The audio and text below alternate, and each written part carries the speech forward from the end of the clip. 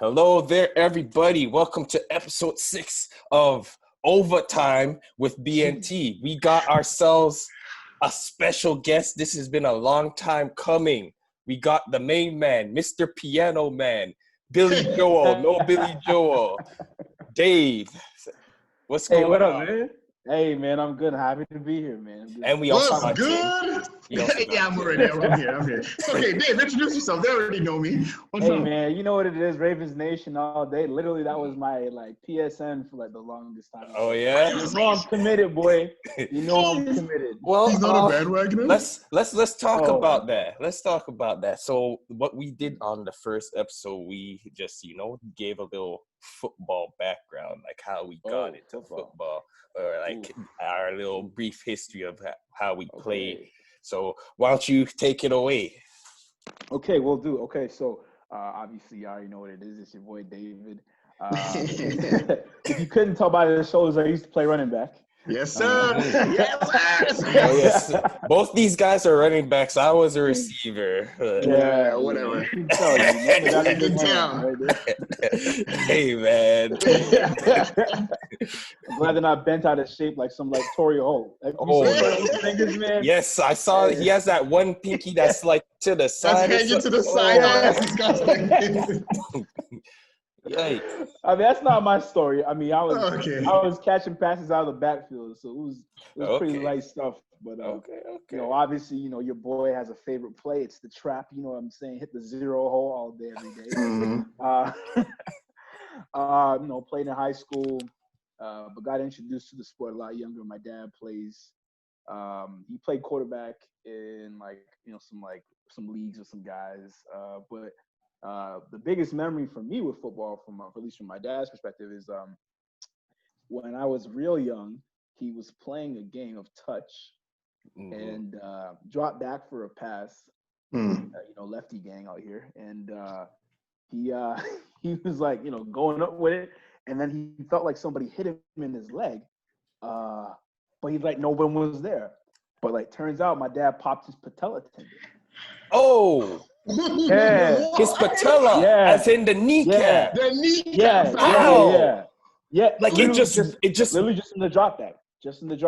Wow. And so my introduction to football was that was his injury? Injury. Straight. That was so I was always the ball boy on the sidelines catching the ball with some of the older guys.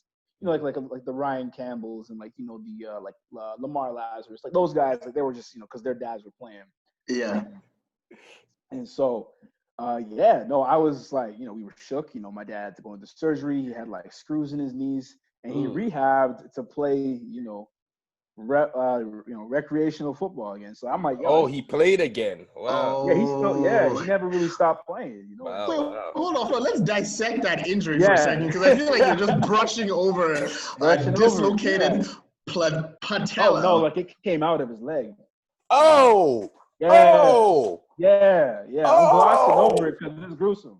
Oh, anime levels of nasty, like Mortal Kombat type of. No, that's a fatality, bro. That's a fatality. Oh, yeah. Brutality on it. Brutality by yourself in the pocket. That's just a freak accident, then. That's a serious accident. Oh man, dude, how long was the recovery?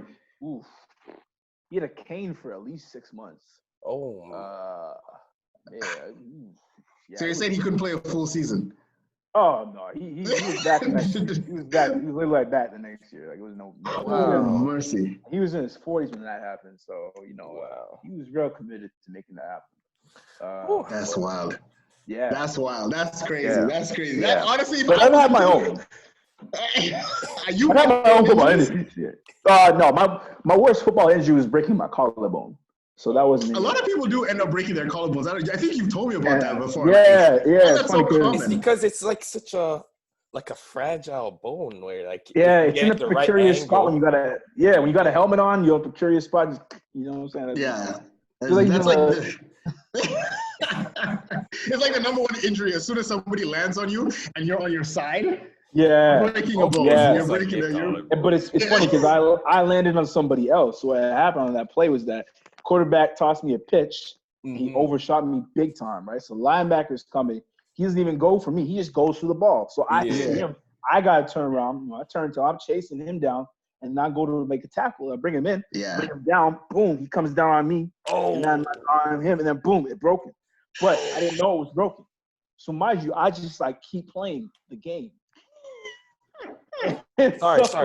Hold. How old were you when this happened? Oh man, I was 15. I must have been 15. Yeah. So you broke your collarbone. Yeah. You didn't know it at the time. Didn't know. And you continued to play said game. Did you not feel like when you went like why is it? All of it was like, I can't really do much, but let me still just hit the hole. I wasn't trying to stiff arm nobody. Just what? The bone is broken. Like, what are you talking about? Hey, look, man. Like, when you get. I mean, the blood was pumping at that point in time. I guess. I mean, not even that point in time. I didn't even find out I was broken until 3 days later. Sorry, go ahead. I was saying I broke the collarbone, played the rest of the game. Then I went and go and played for a choir. And then I went and helped my mom with groceries. Took them inside the house. Playing the keys and stuff. And went inside like literally like 2 days later. My English teacher was like, you know what? Like, you look like something's off about you. Your shoulders kind of slumped. It's been like that. You should go get checked out. And I was like, all right, whatever. You waited for your English teacher to tell you? Not even a coach. You was 15 at the time. You was 15. So I get it. I was still going to practice and everything, guys. Did you at least win that game you got injured in? You know what the worst part about this is? You lost, didn't you? It was a scrimmage. It was a scrimmage between two teams. Like, we were playing against Notre Dame. We were literally playing. Literally a scrimmage against Notre Dame. Like, I played for Mayfield, so we were playing against Notre Dame, and just like our coaches set up an exhibition game. And, wow. Not even worth it. Well, you know what's funny? It does remind me. Remember Jordan Service? I'm sure both of you know Jordan Service. It was doing, like, if he ever told you about his injury, it was during a student versus teacher game in a high school, the elementary school gym, and the teacher, when he went up for a layup, the teacher went underneath him and basically tripped him, and he landed on his wrist and broke his wrist. It was a student versus teacher game, so I don't know. He probably missed the assignment, and the teacher had to get one back. You all missed my assignment? Hold this. Yo, man, it happens. It literally happened to me last year. I was playing in a charity basketball game. I'm hooping. And we're cooking these guys. Like, we're up by like 20. Charity, by the way. Charity basketball game. Yeah. And we're cooking this team, right? We're up like 20 in the first half. And this dude just like so I beat him off the dribble. Hezzy, take it to the cup, and then he's just like he's behind me, and I'm putting the layup up, and he just pushes me in my back. Yeah. So I'm like, I'm about to fall and hit the wall because there's brick wall and no padding. So I'm like, okay, rather than break my face, I stick out my hand, try and catch myself. I stuck my hand out, and it just crumpled. Mind you, I also did not know my hand was broken. So me, I line up and take my free throws. Legit. Line up, take both my free throws, and I played a bit more, subbed out for a bit. Still, my hand's really jammed up. I was just like, you know what? Let me just get back. Let me get back out there, see if I can, close out this game. Whatever. I get out there, I'm closing it out. Literally, someone's tossing it to me just because we're working the clock out, right? So, end of the game, we're up like 16, 17. So someone passing me a ball just to clock out. And I catch the ball, and I'm like, oh. Your hand really bunning you. Your hand was bunning you. Yeah. And I'm like, oh, my gosh. I might need to get this checked out. So then I went to the hospital the next day, and I got it checked out, and it was broken. I'd just like to say to you, you ever watch or about the comic book character Deadpool? Yeah. You are not Deadpool. You No, can't I know. chop off your hand and regenerate. just be like, my head's chopped off, and a couple minutes later it goes back out. Like, you ain't got that. I don't regenerate. I regenerate like a regular human. That's my like, for me, it's the pain threshold. That I'm not disrespecting people, but like I know people who, when they're in the gym, they do one set and they're already complaining, and that's just a sore muscle. Homeboy here fractured. Let me not say broke. Fractured sounds a lot more painful. Fractured bones. Yeah. And he did not realize it. I gotta commend you for that, man. That's I gotta commend you for that. Hey, y'all learned a little something about Dave. Thank you for what an introduction, Dave. I love it. Wow. But now I guess we can get to the meat of this episode. Yes, sir. We got here. So the trade deadline just passed this week, and it was a pretty quiet trade deadline, if you ask me. There was a lot of rumors, but nothing really happened. Like, I think the only thing we saw was the one with the Saints, Kiko Alonso for Quan Alexander, and I think it was a 5th round pick. Yeah, so like 5th round pick and Kiko. Mm-hmm. So, Mr. Saints fan, tell us how you're feeling about that. You already know you had to come to me for this one. Mm-hmm. Well, obviously, like let's just call a spade a spade. The Saints' issues are their secondary. Okay, let's just break it down. They are willing. They will 100% of the time give up a deep ball down the field. Right now, they make QBRs for other players at least 100 and above. So the quarterback rating for every quarterback against the Saints, when it comes to their passer rating, is 100 and above. So now that I'm looking at their secondary, obviously we realize that they are who they are. And we were hoping that they would obviously either get a better DB. The only one that was available at the time was Stephon Gilmore. But we would probably have to trade Drew Brees to get Stephon Gilmore because there's no way we have the cash for that. What about Kamara? Wouldn't that have been good? We're not losing Kamara. You're mad. Kamara.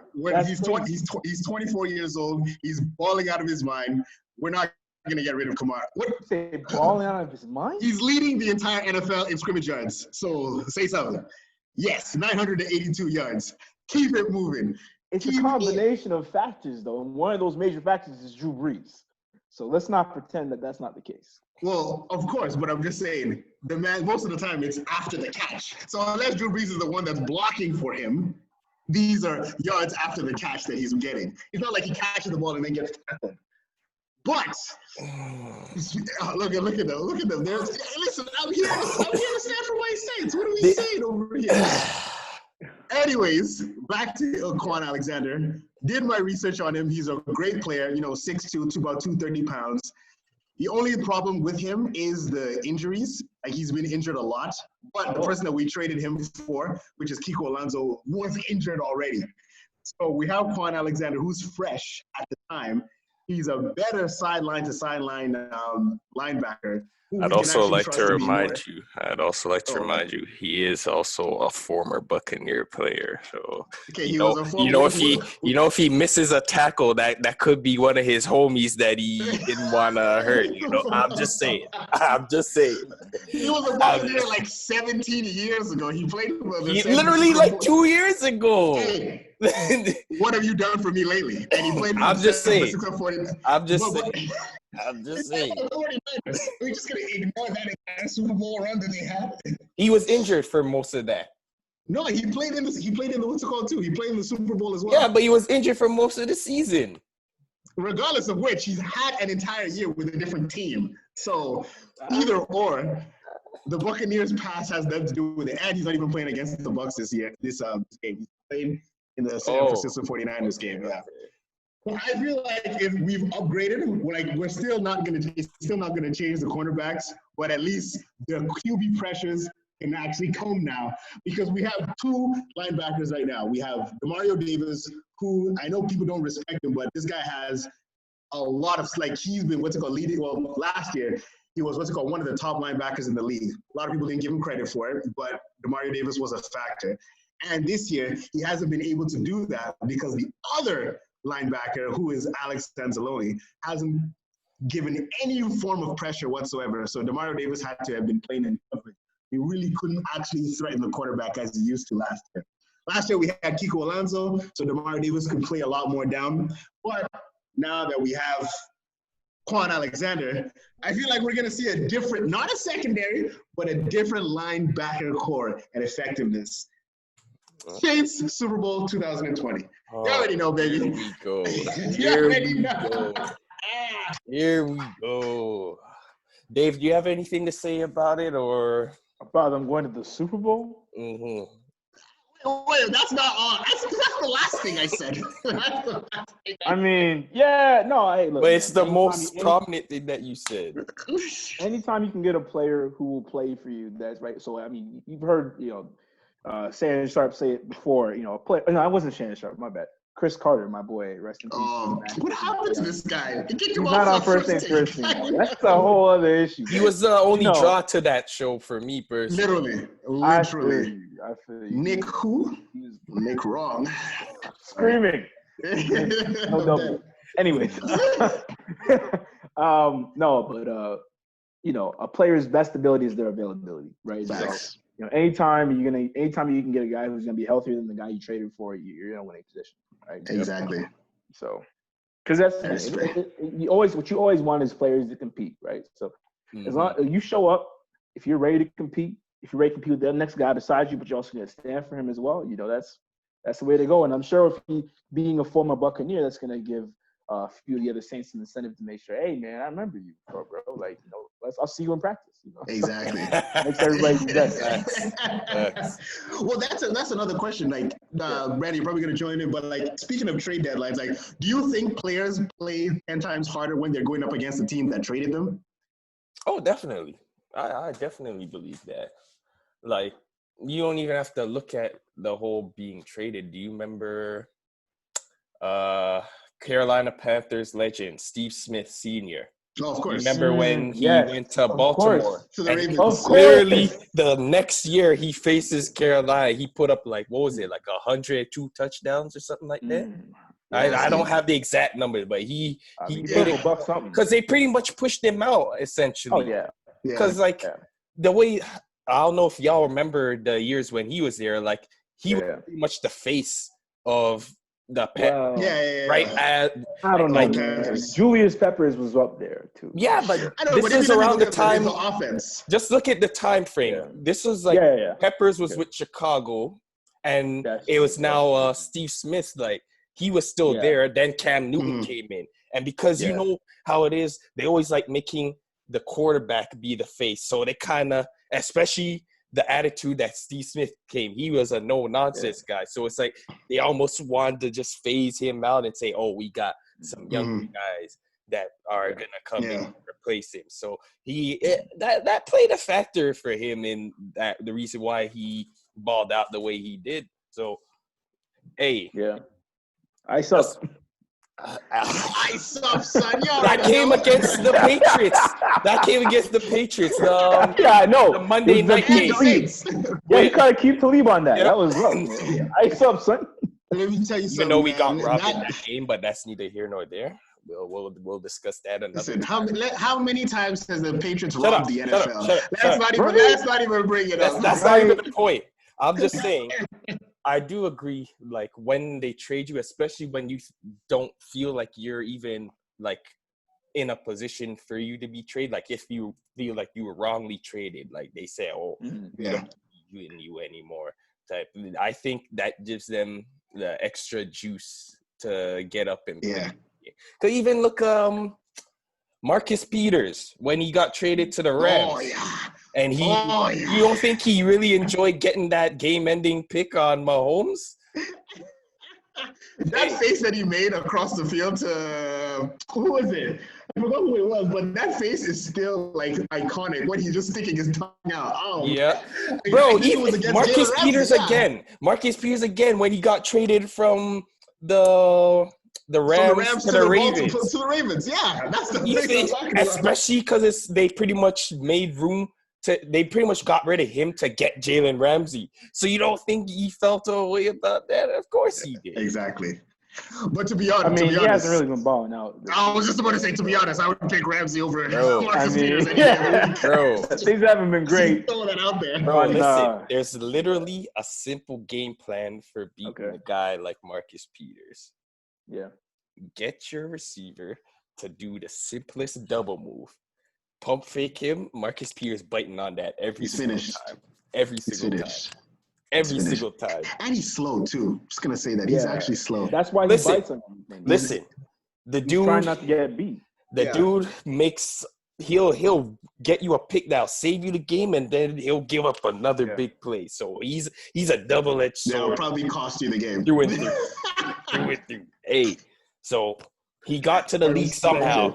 He must have been doing something right. I mean, we're still doing okay without him being great this year, so I'm not worried. I was just about to say, Marlon Humphrey. Standpoint, we're still getting that peanut. He's not the new Peanut Tillman. You know what I'm saying? He's getting those punches. Yep. Can't stop COVID though.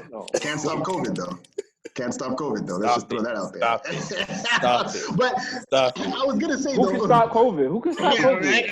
If Cam Newton, Superman, can get COVID, like we're I know, kryptonite. Yeah, kryptonite for real.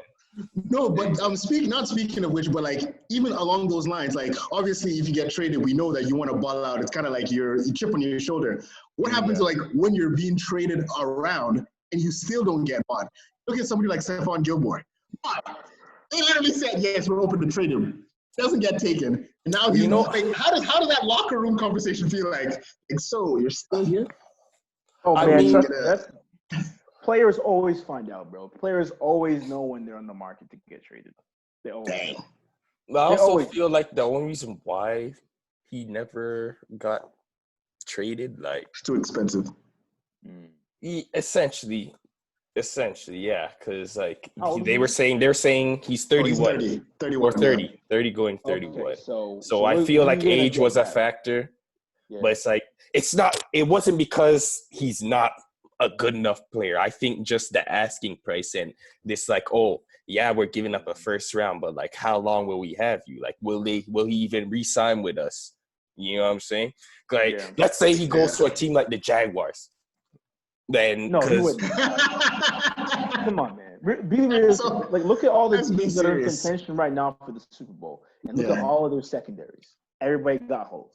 Mm-hmm. Right. That's true. Well, I mean, I don't know about the Pittsburgh. Nah, not Pittsburgh. But like, nobody saw the Steelers coming this year doing what they're doing right now. So like, that's true. I mean, it is what it is. I'm honestly, because we saw something we talked about the previous episodes. We were talking about like teams with holes in it, and like I feel like Pittsburgh, and like the Bucks. I have some holes in there because what's it called? Exposed them. I'm just gonna throw that out there. Who exposed them? The Giants. Did you not watch that game?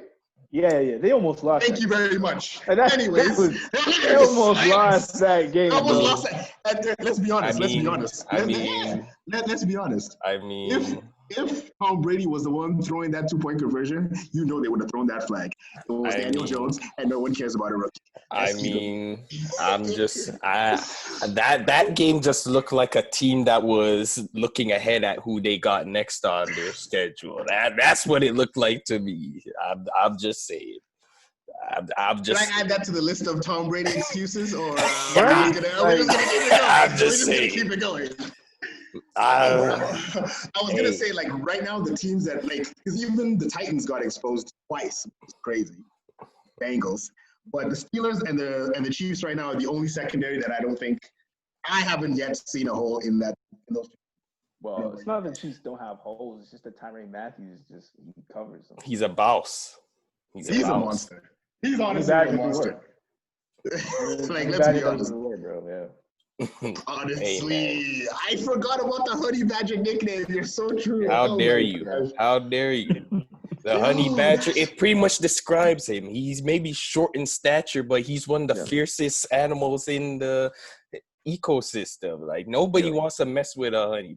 Giant bears don't like messing with honey badgers. That's how. Snakes, bro. Snakes. Hey. And you know what's crazy? Like, it's been a while since like we've seen like a safety on that level. Because I'm thinking of like the Brian Dawkins era, or even like just like those safeties that hit hard. Like, when was the last time you seen a safety that actually like hunts the ball in this time period? Derwin James. Are we serious right now? Are we doing this? Are we really doing this? That's why we're here. Dave, speak your piece. I mean, I don't know if you remember the Legion of Boom, but y'all know y'all know how I feel about it, and y'all know who I feel the source of power was from that group. Is the guy that doesn't have a team right now? Cam Chancellor. He's Cam Chancellor. He's a Cam Chancellor over Earl Thomas. I was gonna say because we're talking about boom, we're talking about hitting, right? Like, come on. Yeah. True. But let's not poo-poo Earl Thomas. I don't like the way you said that, Big T. Let's not poo-poo. I don't like how you said it. Hey, man, we didn't need him. Hey. I mean, it would be nice to have a free safety who could do work, but we don't need him.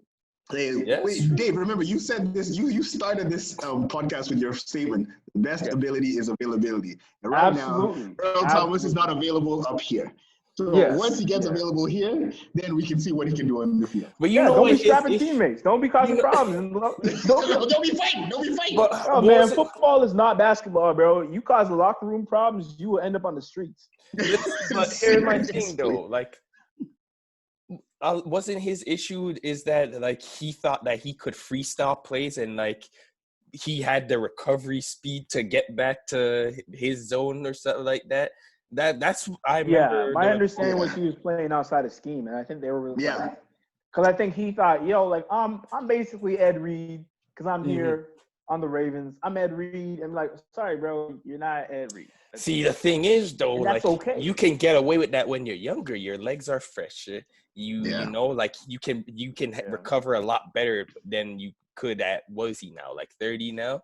So Definitely. It's like you can't make those gambles anymore like you once could. You gotta stay in your lane. Exactly. It's not even about gambling. But that's the thing. The Ravens. A lot of people think that the Ravens let Ed Reed gamble. No, they just knew that he was in the film, so they knew that he saw everything. So like you're playing outside. You can play outside. Never gambled. Play outside. That's it. No gambling. He was literally baiting quarterbacks into making throws so he could catch them. That was exactly. I've watched too many just outside off the field, just like hearing Ed Reed talk about like reading the quarterback and watching film. That is one person that never guessed a single play that he's ever done. Like maybe in the beginning, whatever rookie year, but like when he became a sophomore veteran. Different. You know who reminds me of that? That kind of reminds me of what Luke Kuechly was doing at one point in time. Kuechly, he knew every formation that was going. Like they call audible, he's like, hey, they're doing that. That's true. That's true. That was probably the most vocal linebacker that they had during that time. Like he was a monster. That's so true. It's just unfortunate. Yes, you know why? Because he's like, I can't do the things that I know I'm capable of doing to play football at a high level. He knew his body. That's the issue that Earl Thomas didn't take into account. Yeah, that's true. Luke Kuechly was just like, okay, enough concussions, I'm leaving. And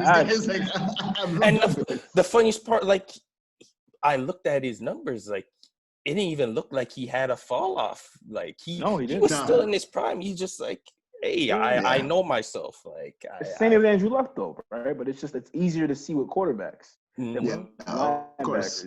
But of course, I mean, injuries plague everybody. It's like a wall. Yeah, especially this year. For sure. Well, speaking of quarterbacks, we can talk about one who's been in the headlines based off of his performance last week. We got Mr. reigning MVP, Big Truz, woo in the building. Lamar Jackson. Y'all not going to disparage my squad like that. Listen, we've been roasting you guys every week that you were supposed to be here. So thank you very much. Now you're here to fend for them. So I address this question to you. Okay, what's up? Defend Mahomes' son. How do you feel about what they're saying about Lamar Jackson right now? Do you think there's some validity to it, or it's overreaction? He can't win the big game, yes or no? He can't win it, or Greg Roman's can't win it? This guy went straight to the coordinators. Talk to us. No, what do you see? Because you're the Ravens fan. Okay, so let's break down the last play of the game, right? Let's break down the last play of the game. Right? Okay. You got Lamar Jackson looking down a seam route. Everybody sees it, right? There's no misdirection. There's no looking off, nothing, right? So he's just looking the man straight down. 3 Steelers show up, bro. 3 of them. He still chucks that ball. Why? Play design. You gotta make use of his, like, and they're always committed to this, like, okay, he's one or the other. He's either a runner or he's a passer. But what you need to do is use him like Russell, move the pocket. Give him a chance to scramble a bit. Well, I mean, moving the pocket is more so the Drew Brees thing. But like, give him a chance to like kind of work with, give him a chance to work with his legs, because anytime he starts moving, the whole world expects him to take off. You know what I mean? And that to me is like, plus you got Hollywood, right? So like, you really could toss it up there. And I'm hoping that Des Bryant gives them a little bit more, opens things up a bit, because what you have is just, you have no trust in the receiver game. Like, nobody's thinking that anybody on the outsides is going to go and take a chance. Yeah. Right? They either think it's going straight to Mark Ingram, or it's going, Mark Andrews, or whoever's lining up a tight end for them. They don't expect him to be throwing it outside, because teams just aren't scheming for those guys. Like, it's just our reality. But that's actually pretty interesting now you bring up, because like, when I first heard of Marquise Hollywood Brown going to the Ravens, I'm thinking, Lamar, he's got his equivalent to Tyreek Hill right there, because that dude can run. Like, we seen what he did in college. Like, he's outrunning everybody, and he's short in stature, just like Tyreek Hill. I'm thinking he's gonna be doing a lot of things, but it's like, I understand, like, he's been dealing with the whole foot injury. He came into the league off the injury, so I'm thinking, okay, like, once he gets right, he's gonna take off. And it's like, he's been playing, and it's like, I'm still waiting for, like, he's running down the seam and he's throwing up a peace sign or something. I haven't seen it. Like, so I do agree with the whole play design, because like, I'm not gonna lie though, like, cause in Marquise Brown's his first year, his rookie year, there was a lot of those deep balls that were thrown to him where this guy would just beat the secondary, just beat the DBs and just catch the ball. So that was definitely something that, it was play like, this play design is going to work consistently. Or like, what makes, which is a point, like, and it's just literally just reiterating your point, Dave, is like, what makes what Russell Wilson and Tyler Lockett and Mahomes and Tyreek Hill work so well is the fact that they keep moving and keep moving. No one is going to guard Tyler Lockett forever. No one is going to guard Tyreek Hill forever. And no one is going to guard Hollywood Brown forever. No. Literally, I'm kind of actually surprised. Now, it's crazy that you look at, I guess, the more eyes, the better. Every time I'm looking at him play, I'm looking at Lamar Jackson play. It's like, if he throws the ball, it's always 3 steps back, doesn't move around, and then throws it. Or he just runs, right? Literally, all it takes is just scramble out, like Aaron Rodgers does every single time. That's or like true. Like, I don't see a lot of him on the run passes, or like trying to extend plays, and he's like, because they're not pushing his accuracy to grow. You know what I mean? Like, that's part of the issue there, where they're saying, okay, well, you move so fast, it's going to be too tough for you to bring that ball down. But that's the thing. He's young. Let him do it now. Let him make mistakes now. It's not the playoffs. Let him go out there, let him go and win you the game, but give him plays that he has a chance to win with. So you're saying if he continues about his career and it's like, okay, now we want to focus on your accuracy, you think it'll be a bit too late at that point in time? Yeah, because you're gonna be stuck in your ways essentially at that. Exactly. And once you get especially the amount of throws you make as a quarterback, your mechanic. Once you get your mechanic locked in after a few years, can't no quarterback coach change that for you. You know what I mean? Yeah. Like, he has and I think this is a fair comp, but I think he has Steve McNair potential as a passer. As a passer. As a runner, obviously, he's he's already the best running quarterback. Yeah. Sorry. I mean, people say that, but like y'all forgot Randall Cunningham a lot of times. Oh, and yeah, I just he feel was like a baller. That's kind of crazy. Randall Cunningham does some things, and that's what they really should use him as. Let him use mobility and his elusiveness in and out of the pocket, but also give him the free reign to run and to set up plays as he chooses. I think right now they haven't given him the keys yet. And a big part of the problem there with not giving him the keys is that when you have speedsters on the outside who you're trying to use to clear space on a regular basis, when you get in the red zone and then you're not preparing him to pick plays or showing him plays on a regular basis that are designed for him to be able to get those guys open, either on him with a fade route or a post corner, something to get even just a drag all the way across. You know what I mean? Like something where there's an opportunity for someone to miss a step. But when you're just throwing seam routes at the end of a game, you're gonna get picked. You're gonna miss. He almost got what's name killed too. He almost got Williams name killed. Like, let's be honest, his body got bent in half. I looked like a blitz league. 3 defenders?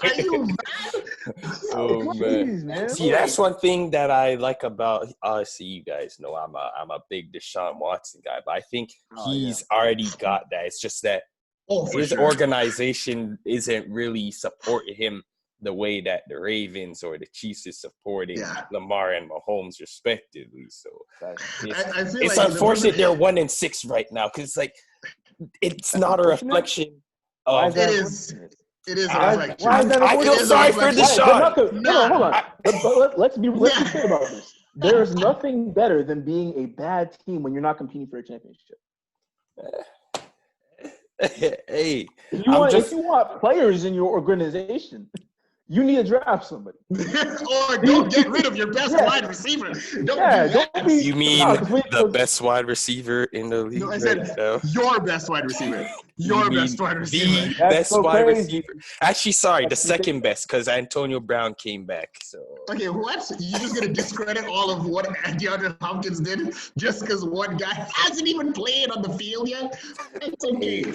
Hey. What have you done for me lately? That's what NFL is, right? Hey, speaking of AB, I don't know if y'all noticed, but Marquise and AB are cousins. They're cousins, yeah. That's true. That's true. It's crazy. It shows you football families, man. That's a real thing.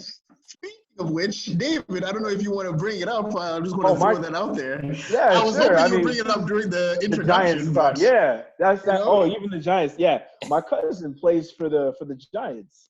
Cameron Brown. Let's go. Okay, yeah, that's my Uncle Desi's son. Okay. That's so cool. Did he play? Huh? Has he played this week? He has played. He has like tackles and stuff, and he's doing okay. All right. But what's his position? Linebacker. Outside, middle. And it's outside.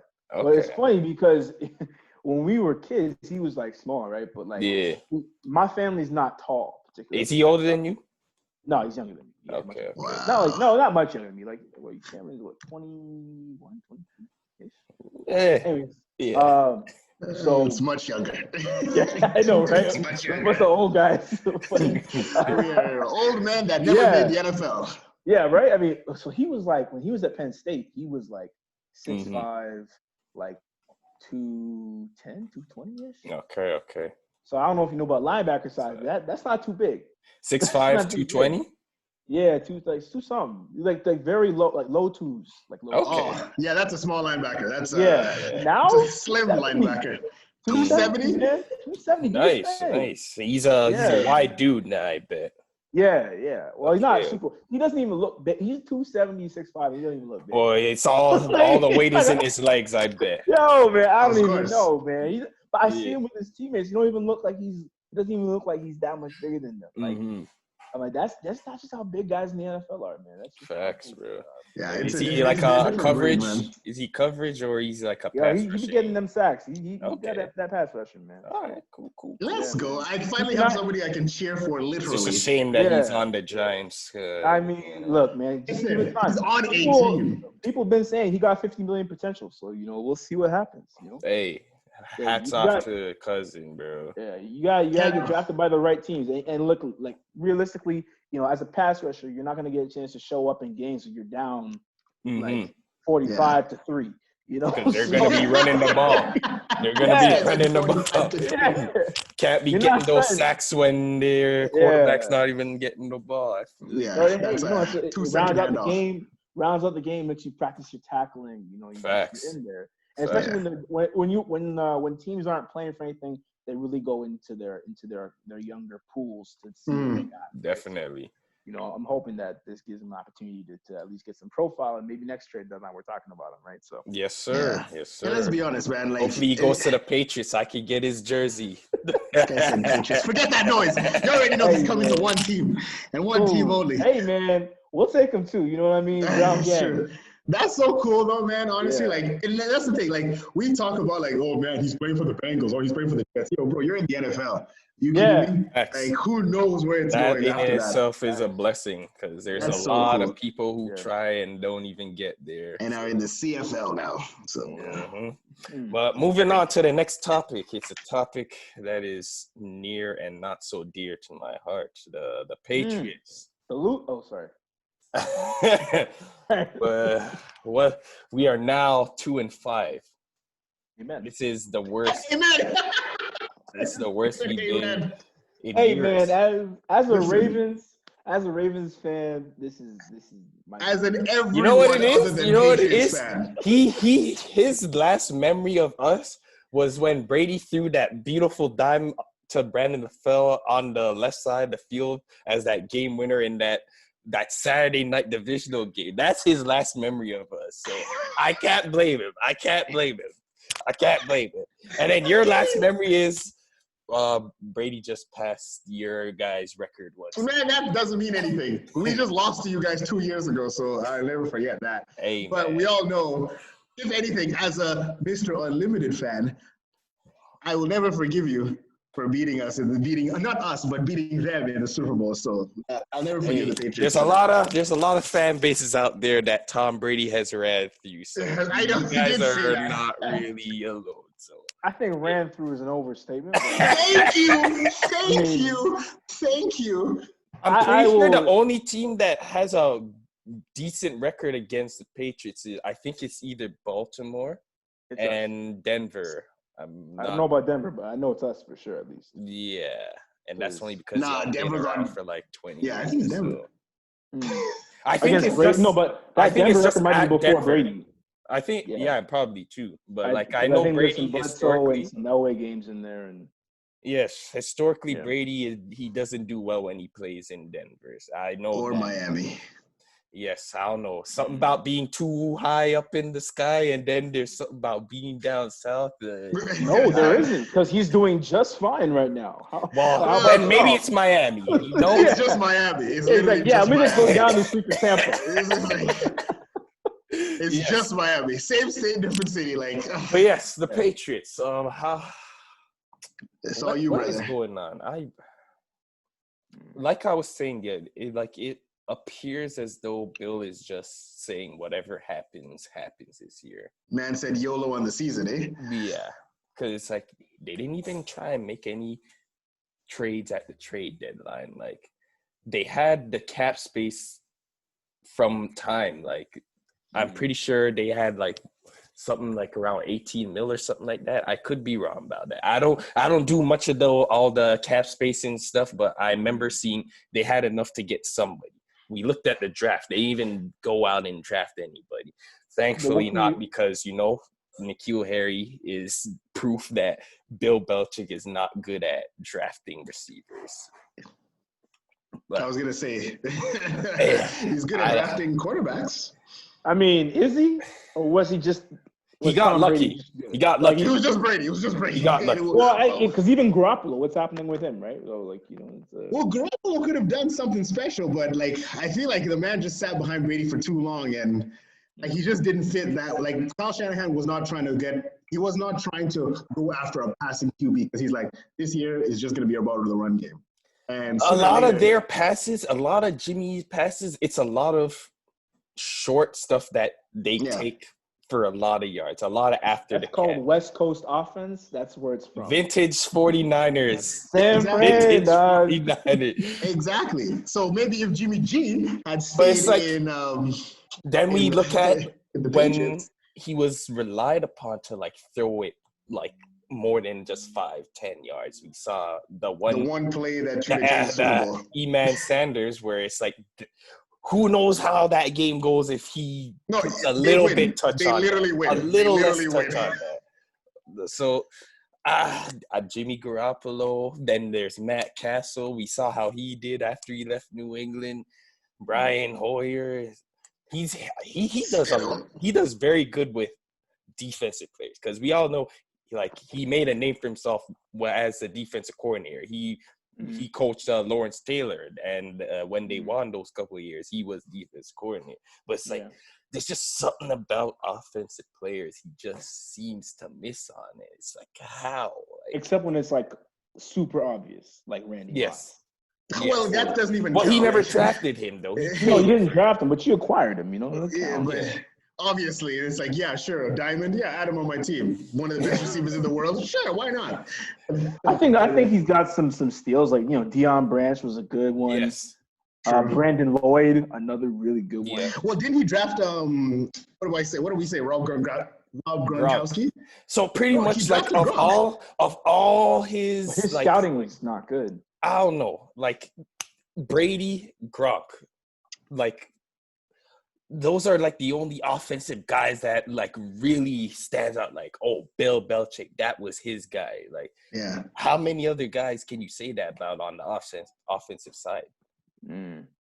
Well, I guess like the whole idea of Bill Belichick, which is what people have been praising the Patriots, and I guess you can say the sword you use to succeed is the same sword you're going to fall on when you lose, is because what's the statement of the Patriots?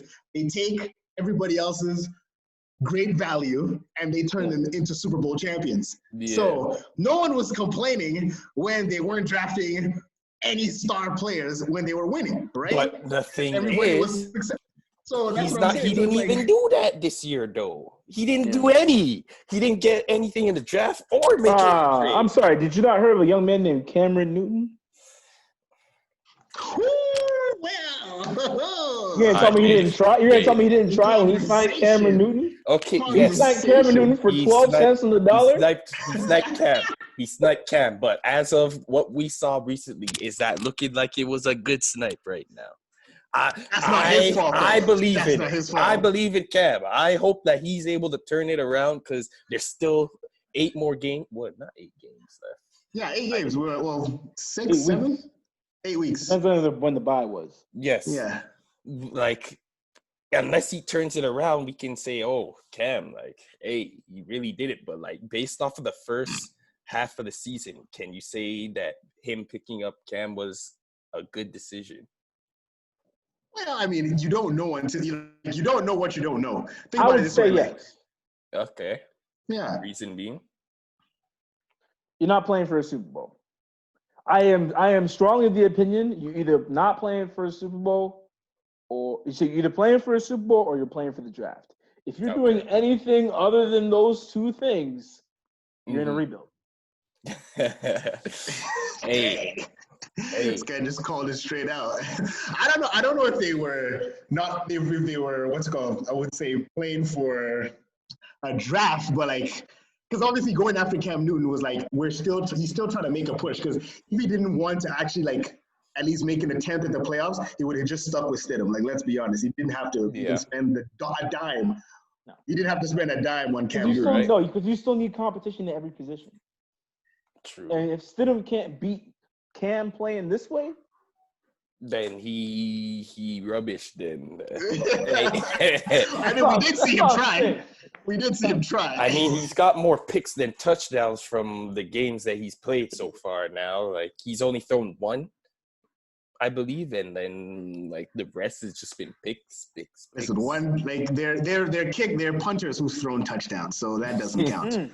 Let's just be honest. Like Adam Vinatieri has probably thrown more touchdowns than both Stidham and Hoyer. Let's just throw that out there. So that should even be a credible stat. I also feel like those 8 opt-outs. I remember I said we don't need them, but the way it's looking now, we probably did. Yeah, you probably did. Yeah, you did.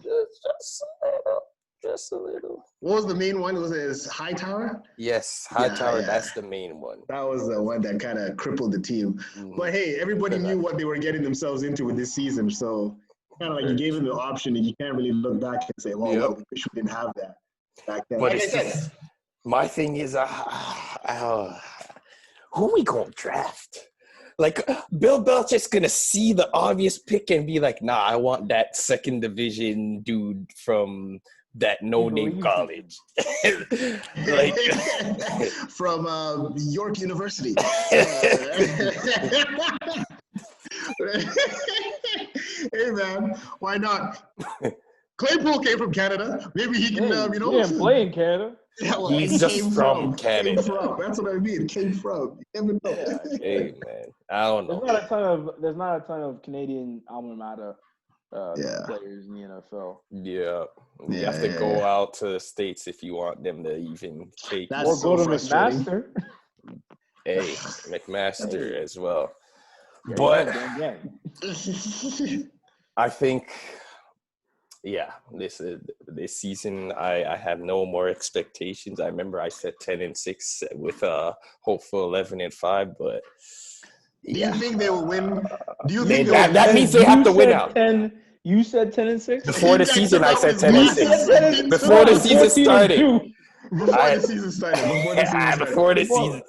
You were like more like 14-2. Bro. I was being extra. You were hyping. I was being extra. Hey, I was allowed to be extra. It was in the heat of the moment. Cam here. But you know, Corona happened, and it's like ever since he came back from Raw, it's like he looks like 2 different players. Like his mechanics looks a lot off since he's been back. It's like, yo, you good? Like, honestly, like a lot of, and that's the thing. Like last year, the main difference is like last year. Let's be honest, the Patriots were not good. Let's just look at like player for player, they were not good. The only thing that hit a lot of their mistakes was a limping Julian Edelman and Tom Brady not throwing interceptions or fumbling the ball. Those 2 factors literally carried the Patriots into the playoffs, and they got stomped by the Titans.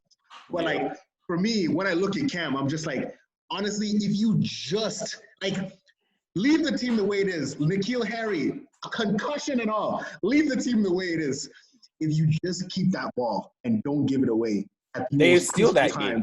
That would have been the steal of that's the craziest thing. So like that's why I feel like Cam needs to like.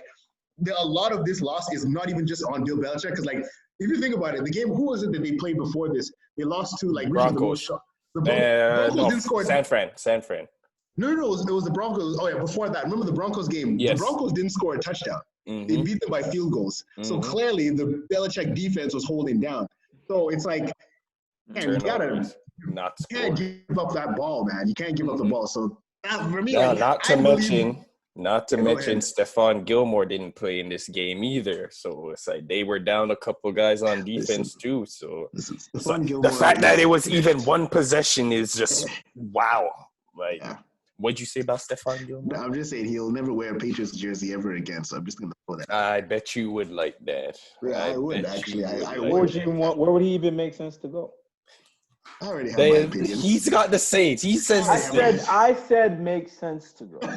Why would it make sense? Why would it make sense coming to the Saints? So who do you give up? Are you giving us Michael Thomas? Are you giving us Michael Thomas? No. Okay. Probably give you Drew Brees. You guys can just. Why do you think your team wants to get rid of Drew Brees? We don't want to get rid of Drew Brees. Sean Payton would get rid of his best. I know. There's no way. Wait, who's his best player? Drew Brees isn't his best player. No, I said best friend. Oh, his best friend. Right now, Drew Brees is the best player on that team. No, he is not. No, he is not. Without Drew Brees, we would literally be 1-5. Michael Thomas is. I don't have Cameron Jordan anymore. Team. No. I'm saying like right now, this year. Currently. Yeah, no, Cam Jordan is still there, but on a good season, we went 5-0 without Drew Brees. But I'm talking about this season without Drew Brees, the team is 1-5. I'm sorry. Even with Alvin Kamara, the guy who you think y'all should be not trying to trade? Let me remind you. You really think Listen, Dave. I'd like to remind you. This is the same guy. This guy right here, the one to my left. He might be different on your screen. It's actually it's your left. It is your left because you're in the middle. He says that Alvin Kamara is number 2 in the MVP race, and he is gonna have me believe. Yes, you said MVP because MVP. Yes, you I will said say overall MVP. He said overall Alvin MVP. Kamara was number 2 in the race behind. Hold up. Mr. Unlimited. That's what he said. That's what he said. That's what he said. I do believe so. Second. That's so crazy. No, but okay, the reason why I said so is that if we just look at like team for team and say he's not even on pace to pass what McCaffrey did last year. Talk to him. No, I'm not talking about numbers. We're talking about the most valuable individual on that team. When has that ever gone to the most valuable individual on that team? When has that ever happened? If we look at the team, yes, obviously Drew Brees is my guy. He's making a difference. But when it comes to the difference maker, somebody who catches the ball, he's literally leading the team in receiving yards and rushing yards as just a receiver. First and foremost, we have no wide receivers right now. Obviously, Drew Brees is the quarterback who makes the decision, so he's the captain. Well, the only other player that is keeping one team afloat.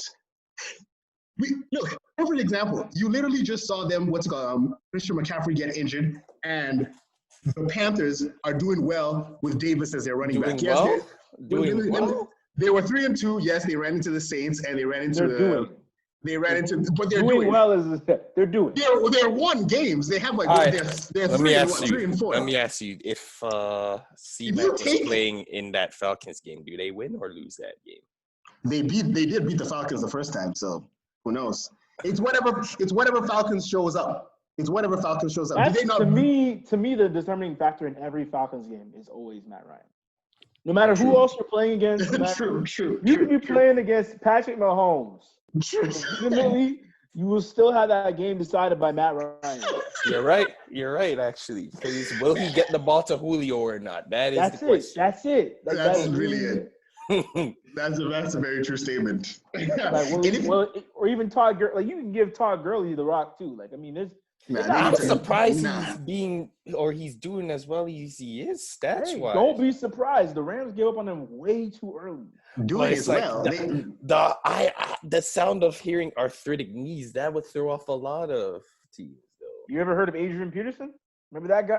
Yeah, but no one is Adrian Peterson. Let's be honest. He doesn't have to be Adrian Peterson. But I'm saying the threshold between we're going to get rid of you and make you we're going to pay you. That was pretty outrageous. I remember they paid him, but they paid him bank. And he was the highest paid running back. Yeah. Highest paid running back. At that time, it was Gurley number 1, and who was next at that point in time, though? Zeke? Well, that was the hope. At Gurley's peak, who was the next best running back that you could say? Well, I don't know. Zeke started declining at that point, so I would have to give Zeke the year before. But what year would you say was his? Like the Rams Super Bowl year? Yes, I would say that. He missed the last game of that year. Let me look at it. I guess a rushing title would be because I'm pretty sure he led the league in scrimmage touchdowns at one point. I'm trying to think. Oh, by the way, the Green Bay Packers are beating the 49ers 7-3. Yes, 2018. He had 1,200 yards. He was averaging 4.9 yards a carry. He had 7 touchdowns that year. Mm-hmm. 17. Oh, okay. So, that sounds like LT type numbers. Hey, man, I'm just saying, seeing him go from that, and then his last year with the Rams, he only had 800 yards that year. Because they gave up on him. Let's not pretend that they had a scheme in place to make use of him. They wanted to see what they had with Jared Goff. True. That's a very true point. But it's like forget even looking at the numbers. Like eye test. Like I watched a lot of those. Yeah. Like eye test. he didn't look like he had that same early burst that he did the year before. He was. But that was 1 year. Everybody's allowed to have a down year. You coming back from injuries, coming back from surgery, and these guys get so many dang surgeries every off season. Yeah, true. And just like drugs to just keep them going too. Let's be honest. Yeah. What I would, you're 100% right in like everyone, they didn't give him a year to kind of like rebuild himself. Like, for example, if you look at, like this year was technically supposed to be Zeke Elliott's, okay, last year was messed up, let me prove to you that I'm worth it. This was his year, and so far, 115 fumbles. So they never gave Todd Gurley that year to be like, okay, because they didn't give him that year to get better, you know what I mean? And I don't know. A bounce back year, bounce back year, so to speak, exactly. And I still don't think he's what he was, but he's a mile. He's still somebody that you could have. I don't think exactly. I wouldn't say like. Is he better? If he's a bell cow, then it's like okay, you're asking for a lot. But like if you give him somebody you could split rep, because what is that running back Ito Smith? I see he gets some rushes. They're switching him now. 2 years ago, you wouldn't be like, yo, why isn't Gurley in the game? Like, but now it's like, all right, cool. You go a sideline, catch a breather, and you come back, you do your thing. Yeah. I don't know. After I saw that play though, where they like, I love that the mic dump moment. My mind's like, get down to the one. He won that stat. You know what it was? He probably, I don't know his contract arrangements, but he probably had some incentives he had to meet. So, that's a wide receiver mentality. Oh, let me get out of bounds. Let me tell you, when a running back, you run it through something. If it's not somebody, it's something. You run through that end zone. I love how he wanted the incentive, bro. He had an incentive in the contract. The Lions linebackers are just like touchdown. It's a touchdown. Look at I felt sorry for him. You never see that. Imagine the defender is saying it's a touchdown. I felt so sorry for him, man, because like you could tell he was just trying not to. It was just heat of the moment. He's like, oh yeah, look at that end zone. He's like, oh snap, I gotta get down. I forgot. Oh man. Would you say he's a better back than Freeman though? He does different things. At peak, yes. Peak Gurley. Gurley against Super Bowl, Falcons Super Bowl. But if we're talking about right now, I think they do the same. They do the same thing. I believe they do the same thing now, but they're built differently to do different things. You know what I mean? For sure. They're definitely using Gurley to fill the Freeman role and what he was doing for that team. But I still think he can do the bell cow thing. I just think that he's built like it. That's what I think. Like he's 6 feet, man. He's 6 feet, like two something, bro. He's made to hit somebody. He's made to hit these fast. Like this is not the Peter Bullaware age of linebackers, bro. Like these dudes weigh like $140, and linebackers are not big like they used to be. I'm not actually. Their shoulder pads don't look like this no more. You ever notice that? Like, their shoulder pads keep getting smaller and smaller. My God, they weren't. You know what it is? Because they like the speed. Like you're getting a lot more speedier linebackers, like and that's how you get like Roquan Smith, Devin White, Devin Bush. A lot of those guys, they're fat. Like they can keep up with some of the wide receivers in the league. Legit, it's actually scary. To be honest with you, I think the guy that really started that trend for these guys is actually Aldon Smith. Facts. I remember when him and Manny Lawson, because when those two guys were both playing, that was just crazy speed off the edge. Bro, I think about the 49ers team, the 2012, 2013 years. Like that defense was problem. With Navarro Bowman, Patrick Willis. Different story. Justin Smith. Different story. Those guys were problems, bro. Facts, bro. And Aldon Smith, like just in his 2 years, I'm pretty sure like he broke a record for most sacks in like the shortest amount of time or something like that. He was a force, bro. But he could not stay off the weed. Oh man. I think there's a lot of players who can come back from that in terms of just like the focus, right? I think that there's a lot to be said about drugs and stuff and substance use in professional sports, especially depending on states politics and stuff. But as a professional athlete, what incentives do you have to compromise yourself in that way, right? That to me, that's so. You look at my key example, obviously, is Josh Gordon, right? Yeah. Oh yeah, of course. You look at what he was accomplishing in Cleveland. What he was on pace to do. He was literally about to be the best receiver in Cleveland history. He was like a top receiver at that point in time. That's crazy. He was literally going to be the best receiver in Browns history. And what? Couldn't do it. Couldn't do it, man. And you know what it was? It was a long history of guys enabling him as well. Yeah. I feel like which is obviously always the case for NFL players, because you have you show me your friends and I'll tell you who you are, right? You have all these people who literally like are leeches, so to speak, who are just like, yo, this guy's an NFL player, you know what I mean? And like they're never like, no one's ever gonna be like, bro, you need to stop what you're doing, you know what I mean? Because they just feel like this life is where they need to be. So just keep pushing. You know what it is? Because they're saying, yo, if I tell him what he doesn't want to hear, then I'm not gonna reap the benefits of him being in the league anymore. Perfect. You said it perfectly. So wait, hold on. You think Tom Brady should have let him lived with him and helped him rehabilitate, or Speaking of Tom Brady, we can talk about the Bucs right now. You're the one who came up with this topic. Yes. So lead it, my guy. All right, my guy. Let's get it going. All right, the Buccaneers, the tale of two teams. The team that everybody said, wow, Jameis Winston, 1,000 yards he threw, but also interception. This team is so much better without him. Let's be honest. The Buccaneers, the only thing that held them back was Jameis Winston.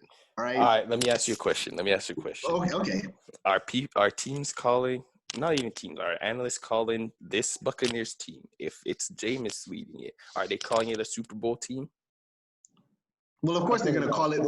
Yes or no? Yes or no? Are they calling this a team? If Jameis Winston is still a star quarterback, are they saying this is a Super Bowl team? Yes or no? That you got to put an asterisk behind that question. Is Leonard Fournette on that team? Is Antonio Brown on that team? Everybody that is right now, the team as constructed right now. The only difference is Jameis Winston's still the starting QB. Are they still not going to call him a Super Bowl team? Hold on. Let's pause. Let's park this for a second, right? Because what's really the best part about this team is not the receiving core, and it's not what's happening on offense. It's the defense. Oh, 100%. You know what I mean? Like that's in the NFC right now. I don't know what's going on over there, but things are not going well. Like that's just things are not going well. Well, here's my counter to that. Just last year, the Buccaneers led the league in rushing defense. Yeah. So what really changed between last year and this year with that defense?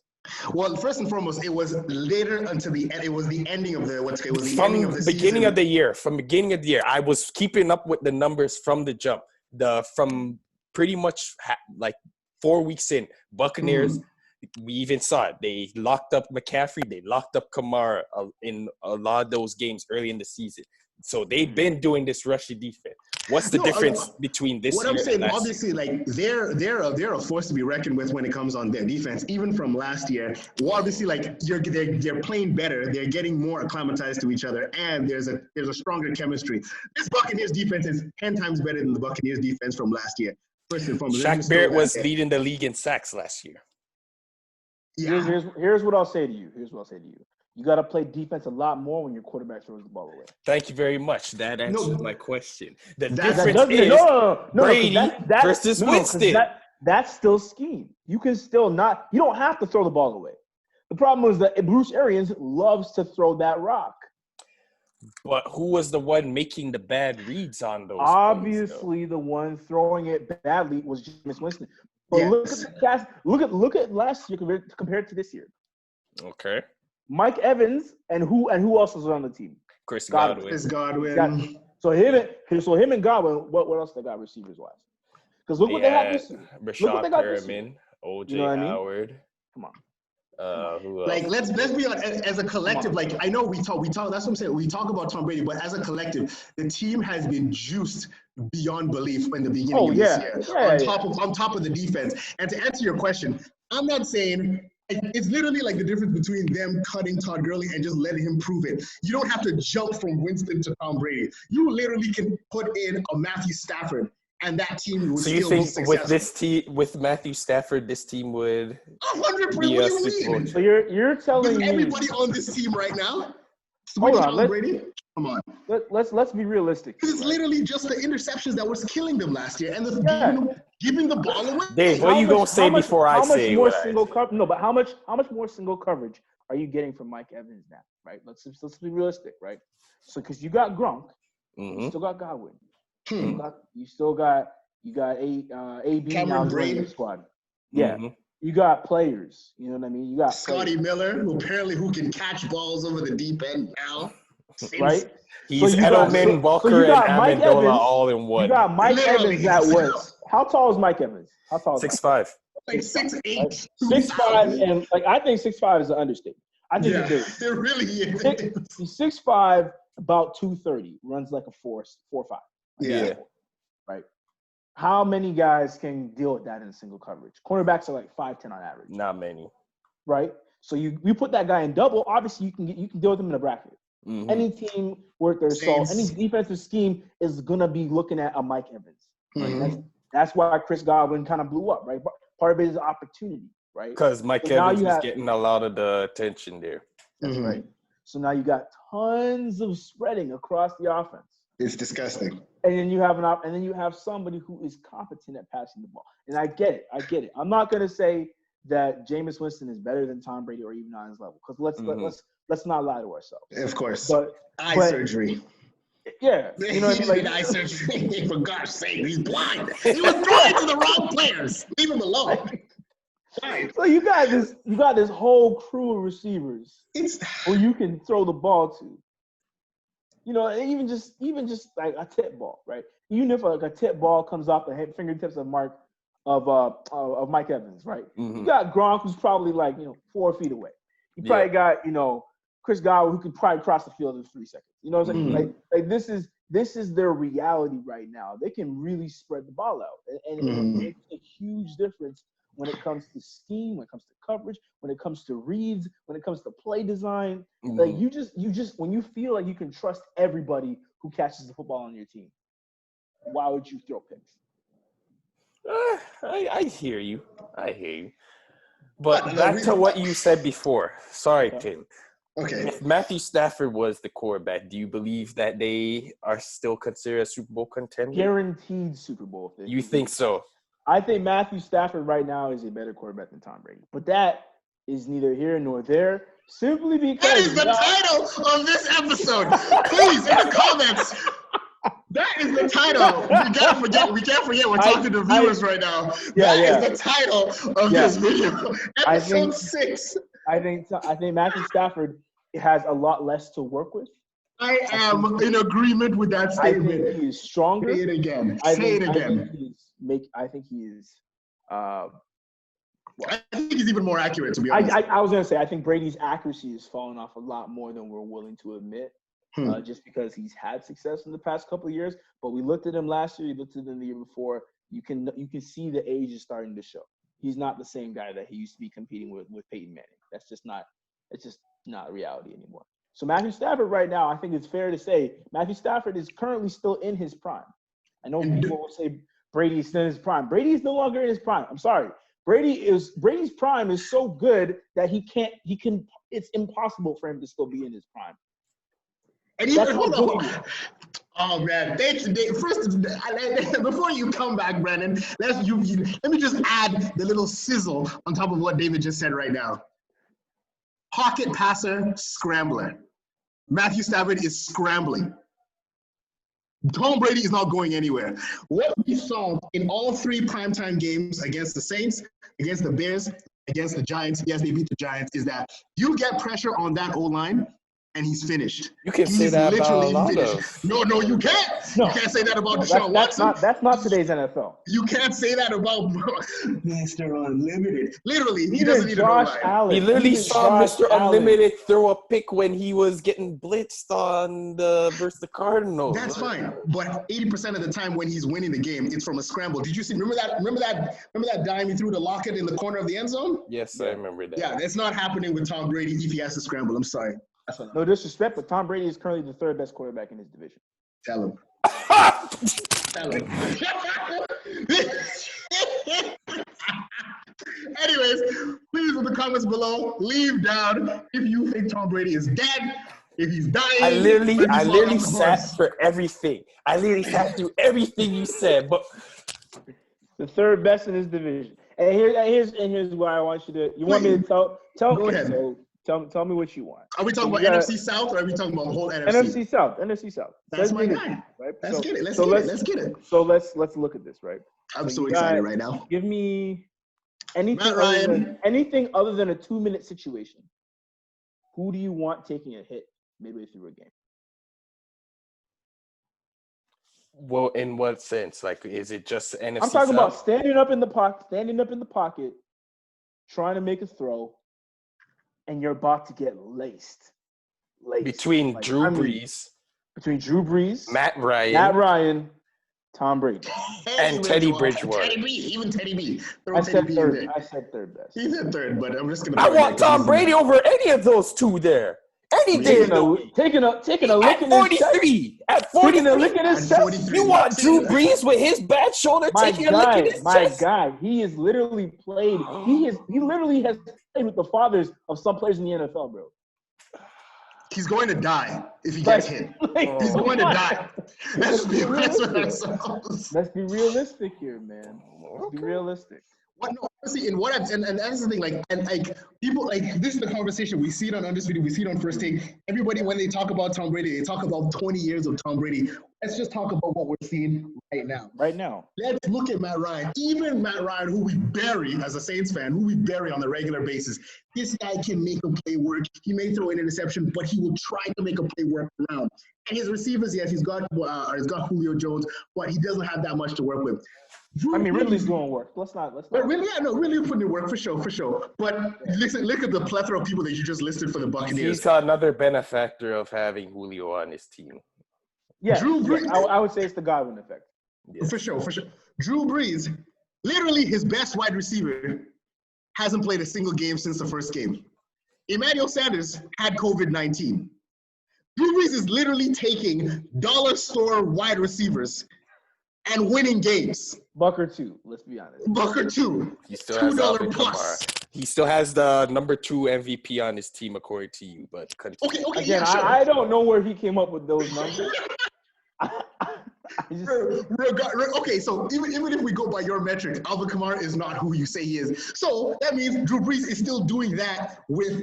I'm going off of your metrics. I'm going off of your metrics right now. So first of all, you guys are the one who are saying that Brees and Matt Ryan are better than Brady. So I'm going by off of you guys' standards. Right now, so you're saying right now. Let's just do this thing real quick. Let's go get some numbers. Let's go get some numbers. Let's go get some numbers because I think Matt Stafford gets a bad shake because he does. Honestly, Matt Stafford. It's not because of what he's doing right now. It's because what he did when he had arguably one of the best wide receivers on his team. That's where he gets his bad shake. Megatron Johnson. All right, let's take a look. So we're looking at 2020 stats. Let's talk about my boy Matty. Matty Ice is what they call him. No, the other one. The Stafford. Stafford, yeah. So what's his numbers right? Why don't you guess what his numbers are right now? Give me yards and touchdowns. I say 1,500. He's probably already thrown in 2,000 yards by now. 1,500 and what? 1,500 yards and probably like 10 touchdowns. What about you? What you got? I say 2,015 touchdowns. No. Yeah, no, about like 15 touchdowns because he's been playing like crazy, even in the same. Tim is closer. 1,916 passing yards, 13 touchdowns. Jeez. How many interceptions? He got one against the Saints. 6. I'd say he got one against the Saints. You say 6? Yeah. 4. In the middle, 5. So tell me again right now who's better. How many? By the way, what's Tom the yards Brady? for Brady? What's Brady's numbers? What's Brady's numbers right Let's now? do that. Let's do that then. Let's do it. right. Tom Brady right now. This is sorry. Anybody who wants to know where we're checking, this is obviously, pro football. So, pro football reference. Yeah, The football Bible, essentially. Yeah, I know what it is. Pro football reference, maybe. So Tom Brady, 2,100 yards. Oh, interesting. 20 touchdowns. Oh, 4 interesting. interceptions. Oh, okay. How many sacks? 10. Don't even worry about that. Let's talk receivers. Oh yes, let's bring up Godwin, who's been in and out of the lineups. Let's also bring up Mike Evans, who still hasn't been healthy. You always use that Mike Evans hamstring injury when it suits you. He doesn't have the injury. Yes, he does. Bruce Arians the other day said he was out on one leg. Who are the 2 best receivers on the Lions? Go ahead and tell me. Galladay and Marvin Harrison. Or is it Marvin Jones? Sorry, Marvin Jones. Marvin Jones. Marvin Jones. Sorry. Marvin Jones. Yo, people Marvin watching Jones, this, I'm sorry I slipped. It's Marvin Jones. The man the Bengals didn't even want. And he's been showing since he's been to Detroit that they messed up by letting him go. He's just trying to prove it. So are we gonna disrespect Kenny Galladay right now? Is that what I'm hearing? Is that Kenny Galladay disrespect? No, that's not what I'm saying. But what I'm saying is, when it comes to marquee matchups, that's what I'm saying. It's the amount of the plethora that Tom Brady. As I said, if anything, I respected Tom Brady being able to bring the Patriots to the playoffs last year. Let's be honest, it was him who did it. But the plethora of players that this guy has to just work with, now let me ask you something. Are we really upset at the man who said, yo, I want this guy, I want that guy, I want that guy, when he spent years begging Bill to be like, yo, give me another Randy Moss. Yo. No, you know what Bill gave him? Yeah, Brad. Bill gave him 6 Super Bowl rings. That's what Bill Belichick gave him. He gave him 6 Super Bowl rings. And you know what happened as a result? You know what happened as a result? Everyone's saying it was Bill Belichick who made Brady. Hold on, let's give Adam Vinatieri his respect. That man has won more Super Bowls than anybody. I always say it. I just want to figure out how Vinatieri was able to even be in a position to kick those game winners if Brady did not march the team down the field. Hey, do you remember the Buffalo Bills? Do you remember Wide Right? And somebody clearly brought the kicker into the position to make the kick. Yeah, and we respect that guy. We're going to disrespect Jim Kelly. We're going to disrespect. Did he not put them in a position to win, though? Ain't nobody talking. He did put them in a position to win 4 years in a row, and they lost. But that's also neither here nor there. That's neither here nor there. But is it really not here or there? Is that I think he thinks it's right here. I think he would have loved to have won those. That's true. Hey, man. What David said is that whenever I hear, those are some game-winning drives, a game-winning drive is if you throw the ball into the end zone. If I kick the ball in, it's a game-winning field goal. Nah, man. Here's my thing, right? But this is why Patrick Mahomes will be the GOAT by the end of his career, right? Mercy. Yeah. This is why it's going to happen. Because what do we call Tom Brady forever? Captain Comeback. Yes. Because he stayed losing. Stayed losing 3 quarters and came back and won the 4th. 28-3. What does Patrick Mahomes do? Oh, he drops 40 on you. Okay, that's cool. Literally, this dude just tosses anything, runs anybody. It also helps that he has weapons that supports that type of play. Are you really gonna do this? I'm just saying, like, I will not deny that the receiving core in Kansas City is strong. Very, very fast. I will not deny that because you know what? I think Travis Kelce. Sorry, George Kittle. I love you. You go. But I think Travis Kelce. One of them won the Super Bowl. A much more desirable. One of them won the Super Bowl. So. Listen. Nah, Dave. You said. George Kittle, No. Listen.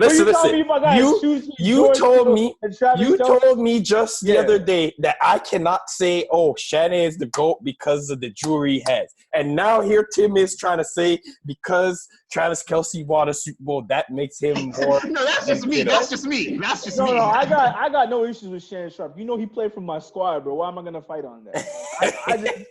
So, what is your reasoning for picking Kelce over Kittle? To me, a tight end's greatest ability is to make a spectacular catch. A spectacular catch. You don't think as a tight end, which is somebody who lines up with the offensive line, that being a blocker matters just as much? Sorry, they can all block. That's just the reality. And they're chip blocking anyways. They can all, like, what do you want me to say? It's just a touch over the shoulder. I just can't get behind that concept when I literally watch the Chiefs literally sub Kelce out on running plays. I can't get past that.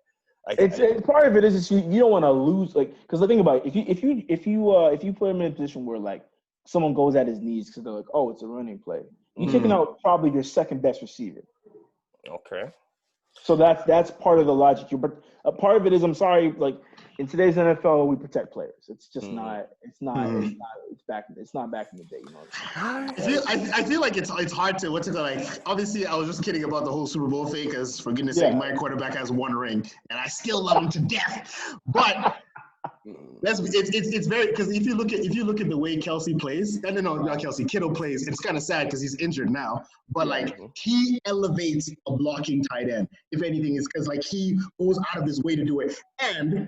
And let's not forget what's helping like the blocking tight end is the way they're calling play calls in San Francisco. A lot of sweeps, a lot of where he has to break down, he has to come around, a lot of reversals. Where, like, it's not just like downfield blocking kind of thing. So he does kind of highlight the blocking factor in that aspect. They're not asking Kelce to do all of that, even though I believe he still can. Kelce's more of the guy that, like, bro, I'm throwing to him wherever he's open. I'm trusting him more than that because I don't need him to do all that. Kittle's doing all that blocking stuff. And that's how I see it. It's two sides of the same coin for me. Yeah, so Stafford uses Kittle. Like, they just use him, right? They exactly. Do a lot of different things. Travis Kelce typically gets used in one particular function. But if you look at some of his downfield blocks, if you look at the way that he engages other players, even his ability to just, really throw a guy off of the chip block, I like that about him. I like that he's functional. He's very useful. He's very reliable. And he ain't injured. He ain't injured. That stability is your variable. Yo, people be using that statement for any argument. Hey, man, it works for dating too. Trust me. Hey, that's stability. Is availability, baby. Yeah, but all in all, Brandon's out here mad, bro. I love it. We need more of this. This is the fire that I wanted to see. So, you know what's amazing? It's amazing to see him just jump ship to the Buccaneers like nobody's business. I'm still a Patriots fan, and I was still talking about the Buccaneers even last year. So it's what's crazy? In one sentence, the Buccaneers defense. I'm just saying, everybody hyping Tom Brady, but he got the same record as my guy. Who's your guy? Lamar Jackson. Big trust. Yeah. See, now here's the difference, though. Your guy, the 2 losses were the biggest games on his schedule. Oh, who did he lose to? The 2 best teams in the NFL. 2 best teams. Tom Brady lost to the Chicago Bears. Yeah, what do you want me to say? But you know the expectations. Okay, so tell me which team has beat the Steelers right now. So tell me which teams have beat. How many teams have beat the Steelers or the Chiefs right now? Well, the Raiders beat the Chiefs. One. Literally one. One team has beat those. Listen, this isn't my sentiments. This is not my sentiments. I am just going off of what the whole social media, what media is talking about. I'm just going from their perspective because I still said the Ravens were going to the Super Bowl. Obviously, that's not looking. We can still make it. Don't sleep. I think we're better suited playing in the wild card weekend. If you look how we play at wild card games, bro, we don't play around. Man. Yes, that's true. For me, for the Ravens, like I think we hit the nail on the head without stressing it even further, is trying to help Lamar do a lot more. Because, like, I'm telling you, man, it's like they're making Lamar Jackson look easy to be beaten. If you know what I'm saying? They're making it look like, bro, just swallow him and cover their, like, oh, that's like, I don't like how that sounded. Yo, I hate this guy. David, there's literally a pause in every episode. Yo, Why? what is going on? Hey man, we don't do none of that in Baltimore. You know what I mean? Yo, somebody needs to timestamp that. David, what I tell you, 6 episodes deep, and there's a pause moment every one pause moment for me. Oh, So, yo. bottom line is what I'm saying is they're making Lamar look one-dimensional, which he's not. He's proven that he can throw the ball. He's proven that he can run. But what his team is doing is separating that instead of fusing that together. And if they can do that, right now they're the best run-stopping team. Like they are disgusting when it comes to that. Yeah. If they can do that, that is a force, and he has to be able to beat Mahomes. But once he's able to do those two things, he may not have to do it himself. Let's be honest. He may not have to do it himself. You're right. That's true. Yeah, man. If this plays out the way I expect it to, they're gonna have to play the Steelers.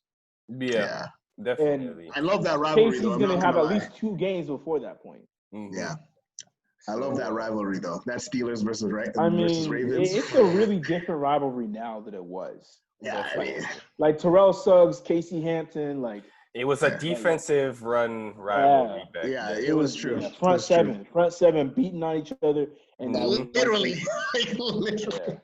Yeah. Safeties were doing work too.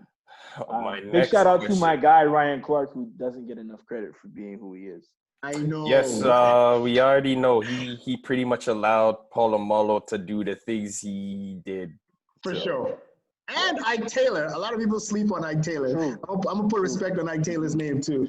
You know why? It's because of his last couple of years where he was getting cooked that people remember. Very true. Very true. But he was was also cooked at an old age. That's what I'm saying. Like, exactly. That's true. But yeah. My next question for you guys, since y'all want to bring up my quarterback, I need to bring up one that is usually polarizing, Mr. Aaron. Everybody's least favorite MVP candidate. So, man. I saw the reports that they were trying to get, what's his name, Will Fuller at one point, and they didn't get him. So, like, the whole thing is, they're not getting Aaron Rodgers enough help. So I have to ask you guys, do you believe that he needs more help with this team to win anytime soon? He's 36 now. You said to win? Yeah. Super Bowl. Yes. Lest we forget, these guys were in the NFC Championship literally 6 months ago. I think that the facing the 49ers it was just a bad matchup for them. Yeah. Like, because it's like, what's that expression? An unstoppable force and an immovable. It was an unstoppable force and tissue paper, fam. They literally took the greatest running team against the worst. We literally saw what they were able to do to your boy, Mr. Unlimited, literally the week before, though. So it's like, it's not like the defense is bad per se. It's just they're suited to face certain kinds of teams, so to speak. Let's just say this: the Vikings, the team that everybody thought was dead. Keep in mind, Dalvin Cook was on that team the entire time, this entire season, when we all thought was dead. Ran for 200 plus yards on these guys.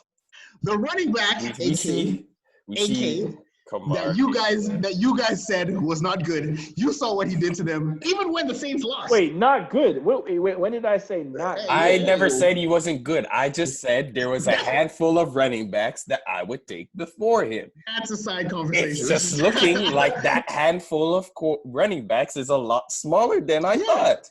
Okay. Respect on the AK-47. Point being is that you saw him run 41. You saw him run roughshod on the Green Bay defense. Yeah. I personally believe, yes, putting Will Fuller on a team will. Then we had this conversation because technically he's already on the Texans. Why isn't he doing more? But putting him on the Green Bay Packers would help Aaron Rodgers. But you can put Julio, you can put everybody on that team. If your defense can't stop the run game, you're not going anywhere. You're right. The reason why they'll never win is ownership. They don't have any. They're publicly owned. Nobody to technically hold the guys in there accountable. Mm-hmm. I mean, when you let players like Jordy Nelson walk, you know. Well, he was approaching the end of his career, so like. I mean, you think that combination with Devontae Adams wouldn't have got you at least? Oh, that's what I'm saying. Some playoff games, For you know sure, what I mean? For sure. People don't just like fall off a cliff. But that's the thing, like with the Packers. When did the Packers not have to win a shootout in the past You're right. 10 years, bro? But you know what I find? It's like I see this a lot with these teams. Mm-hmm. When they have like their established wide receiver, and then you have like the new up and comer, it almost seems like they are eager to push out the vet guy so that the other guy can rise up. Because like we saw it with T.O. and Jerry Rice. We saw it with Chris Carter and Randy Moss. Mm-hmm. Who else we see it with? Roddy White and Julio Jones. Yeah. This is why I say ownership. This is it's not just Brett Favre and Aaron Rodgers. And you're doing it again with Jordan Love and Aaron Rodgers. Madness. It's madness. That's what I'm saying, man. Hey, that team but going not back like to start quarterbacks. Going back to your point and like, man, oh man, like how I wish. Like, look at this, for example. The Cardinals have it perfect. Because this is exactly what you're talking about, Brandon, how they would take a wide receiver and just like, I guess, push away the veteran one. Yes. But look at they have DeAndre and Larry Hopkins, Larry Fitzgerald. Perfect combination of senior and sophomore to whatever. Like, he's been here for a while now. Larry Fitzgerald is still getting targets. He's still getting targets. He's still making a difference in the game. Interesting that you're bringing up DeAndre, because they did the same thing with in Houston. Remember, he was a rookie with Andre Johnson there. That's right. So that's what I don't understand. It's like, why would you get rid? Like, obviously Larry's in the league of his, like, he's just special, but like, I get rid of somebody who can still pass knowledge or even help be a leader guy to the be a leader to the team. But that's the thing. You're talking about locker room, right? And I said this thing earlier in the show, right? I said it explicitly. You cannot play this game with football, bro. This is not the This is not the NBA. Yeah. If you are not a locker room guy, they will remove you. Mm-hmm. As a wide receiver, when you see a guy who's got numbers coming in from college, you're threatened. You're immediately threatened because your targets are about to drop off. You're chasing somebody on that team's history, or somebody, or you're chasing Jerry Rice or whoever, right? So there's too many guys who are like, I gotta keep getting my targets, I gotta get my numbers, and the first person to make noise when teams start losing is always the star wideout. The one who's like, yo, you're not getting me the ball. Like, that's exactly. As soon as they start losing, they always say, yo, we would have won that game if you passed me the ball. If you gave me the ball, yeah. No, he ever had a wide receiver say, we would have won that game if I made that block.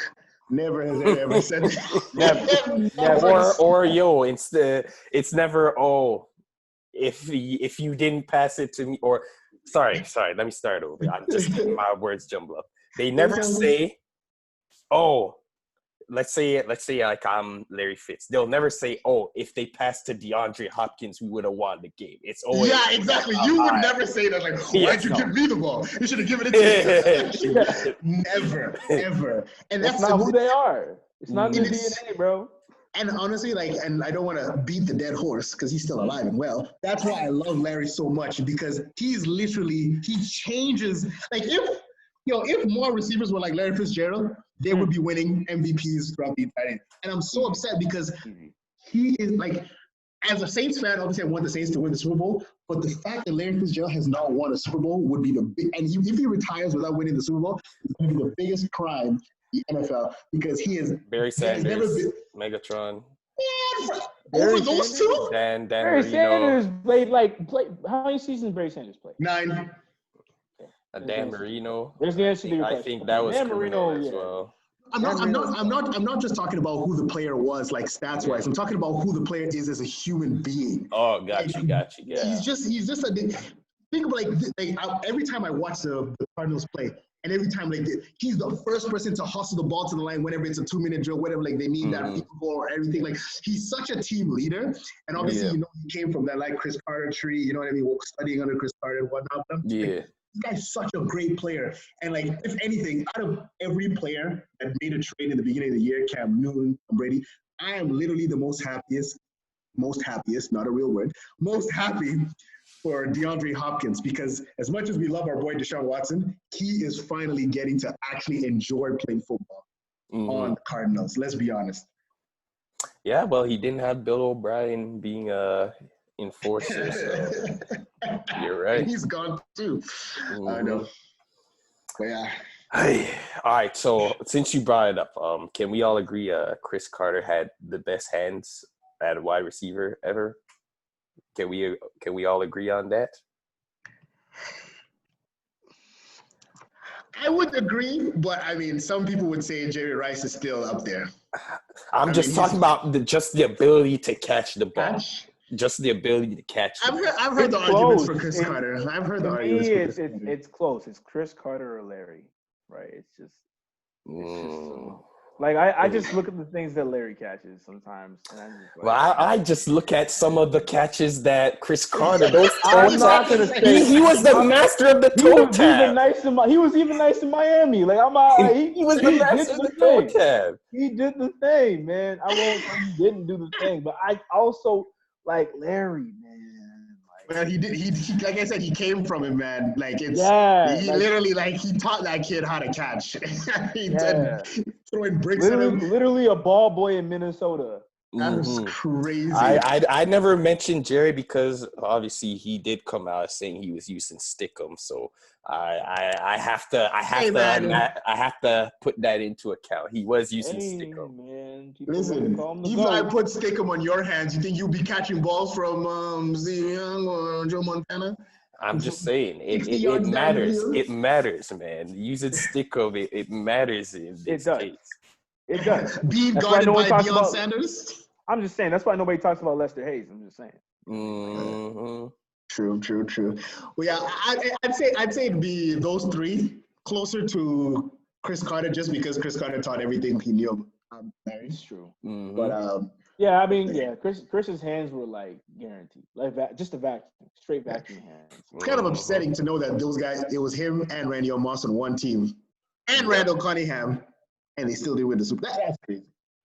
It goes to show you that weapons. Didn't they finish 14-2 one year too? No? Yeah, they only lost twice. Yeah, they only lost twice. Once in the regular season, and then they just lost in the playoffs. First round out. So weapons don't mean much, man. Man. I mean, weapons mean something, but like something's got to be said for scheme. You know what I mean? Yeah, exactly. Like even not to bring up the Saints, but like the Vikings will always be the Saints' kryptonite because Mike Zimmer knows how Sean Payton is, how cocky Sean Payton is. So he will like literally before the wildcard game, he's like, I'm not buried. So it's a scheming thing. It's a scheme. I'm not gonna say the Giants are better than the Buccaneers, but look how they played Tom Brady on Monday. It was anyhow. I'm just saying. We can get to these picks for this upcoming week. Right. Yes, sir. By the way, shouts out to David for coming through because this has been amazing. Yes. I've never seen Brandon so fired up. I love it. David, you're gonna be on. I might have to come back. You're gonna have to come back because I can't let you get away with all these takes behind closed doors, bro. There's a lot of hot. I have to educate you. I'm gonna have to educate you. It's a lot of hot takes. So currently playing, the Packers are up 4 sorry. Oh, words. They are eluding me. They are They're up playing on the 49ers. 49ers 21-3. I assume that they're gonna. But the 49ers, let's be honest, those guys are dead. Okay, everybody is They sick got and injuries. COVID. Yeah, there's too much injuries on that team. So yeah, you need players. So moving on, we got Denver. So we all agree that the Green Bay is gonna win. Yes. Okay. I picked them before this game, and the way it's looking, I don't see 49ers coming back. Hey, Aaron doing his thing, bro. Yes, he is. Sure. Denver Broncos versus Atlanta Falcons. I mean, my boy Drew Lock is playing like a monster. I'm going with Denver. I'm saying Denver. Denver in a close one. Yeah. Either a field goal or just one touchdown. Yeah. Next game is a 1:00 game. I'm listing all the 1:00 games right now. Okay. We got your Seattle Seahawks versus the Buffalo Bills. Unlimited. You already know it's the Mr. Unlimited show. He's taking over the Buffalo Bills. Josh Allen has a big arm, but he has no accuracy. I'm taking the Seahawks. Tyler Lockett. But he's also facing the Seahawks defense. So I'm actually taking the Buffalo Bills on this game. What? What? This is a madness. And I love me some Russell Wilson. Stephon Diggs is about to have himself a day. This is going to be the worst secondary that Stephon Diggs has played against all season. Mm-hmm. You are very accurate. I don't see this not going his way. Do you trust Russell Wilson more than the secondary? Because I do. They let me down against. You said that versus the Cardinals. I was just want to say, even though it was the one that threw the interception. I think this defense is a lot better than the Cardinals do. So I agree. I definitively agree with that.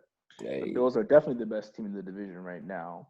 Even though Miami might have a say about that, but I mean, they're just trying to see what they got with Tua. Let's be honest.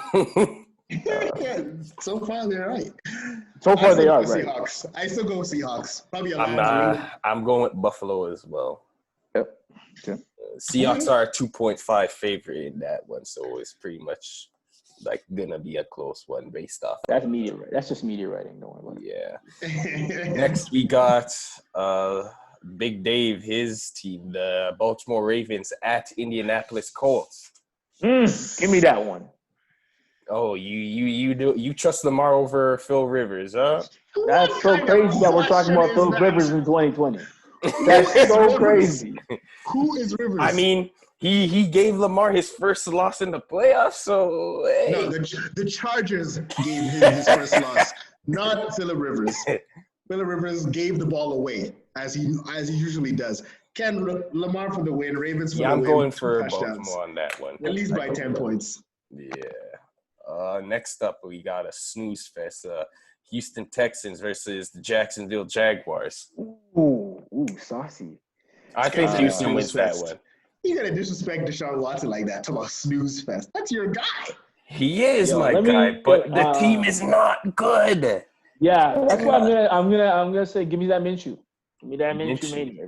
Yeah. Really? Yeah, man. I think he's bound for a good game this season. Let's give it to him this Sunday. The mustache. Yeah. Black pride. I'm going with Deshaun. I'm sorry. Yeah, I got at least a 2-score game. Yeah. Okay. I got him win by 7. Okay. All right. Carolina Panthers versus Kansas City Chiefs. How many points are the Chiefs winning by? 30. Hey. We said the same thing about the Titans and the Bengals, and look what happened. So, I also said that. Are we talking about the Titans or the Bengals right now? Are we talking about Patty? We talking about Patty Mahomes? We talking about Patty Mahomes? Tannehill, Patrick Mahomes, 2 different quarterbacks, and Tyreek Hill. Yeah, I say at least 21 points. It will be 30 to 50. 30 to 50. No, I think 30-point deficit. 30-point deficit. Yeah. Yo, those guys are unstoppable. Give me 41-10. 41-10. I said 30-15. I'm trying to make it respectable. 41-10 is respectable. You got a touchdown. It's not 50. It's not 50. No team has gone there yet. Next up, we got an NFC North rivalry. The Lions versus the Vikings. Matthew Stafford. Dalvin Cook is not going to eat like he did against the Green Bay Packers. So also, the Vikings have not been good this year. Yeah. So give me Lions. They're going back to being trash. I'll go Lions. I'm going Lions. Do you think Mike Zimmer is going to get fired, or they'll give him one more year? I'm sorry. Who's his quarterback? Kirk Cousins. If I die, next question. So he's not getting fired then? No. Okay. No. They're drafting somebody else. They're getting rid of Cousins. You think they might make a play for Justin Fields? I was just about to say. Justin Fields, Justin Jefferson. Come on. It already works. JJ connection. It already works. Doing the giddy together. Yeah. All right. Next up, Chicago Bears versus Tennessee Titans. Bears. Really? I feel like West Ham's going to redeem himself. No, I think Titans. I'm going with Titans. That defense, man. That defense, bro.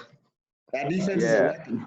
The defense has me thinking because, I mean, like, you get a chance to negate Derrick Henry. With the Mac attack? Yeah. And I think I'm just trying to think right now. It's closer than I thought it would be. Yeah. Initially, I was like, I was going to be quick, but it's closer than I thought. And what's that? Is it Justin Jackson? They're one of their DBs for the Bears. Is it J.C. Jackson or Justin Jackson? The one that caught not sure. He got the interception against the Rams. Yeah, I haven't watched much Bears this year, to be quite honest, so I can't. Bottom line, if what's his name just doesn't throw picks, they're gonna win. You know what? I'll give me Bears because Nick Foles seems to play well in meaningless games. I guess I'll go with Titans. So we got ourselves. He literally only has two brands: meaningless games and Super Bowl. And facing Tom Brady. Oh, Tom Brady, yeah. So maybe it's not the Super Bowl thing then. Maybe it's the Tom Brady. It's Tom Brady thing. It might be because it was the Super Bowl when he faced Tom Brady. Brandon, was it you that said if he plays Tom Brady for 16 games out of the whole season, maybe he goes 16-0. Essentially. Tom Brady's kryptonite: Eli Manning and Nick Foles. Yeah.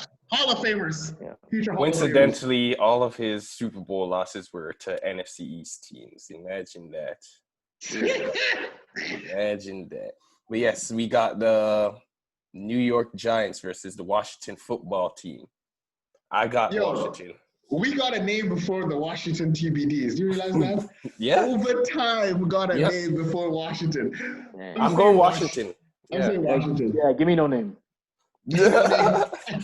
Washington Braves. Next up, we got an AFC West rivalry matchup: Las Vegas Raiders versus the LA Chargers. Give me that Herbert. You know what?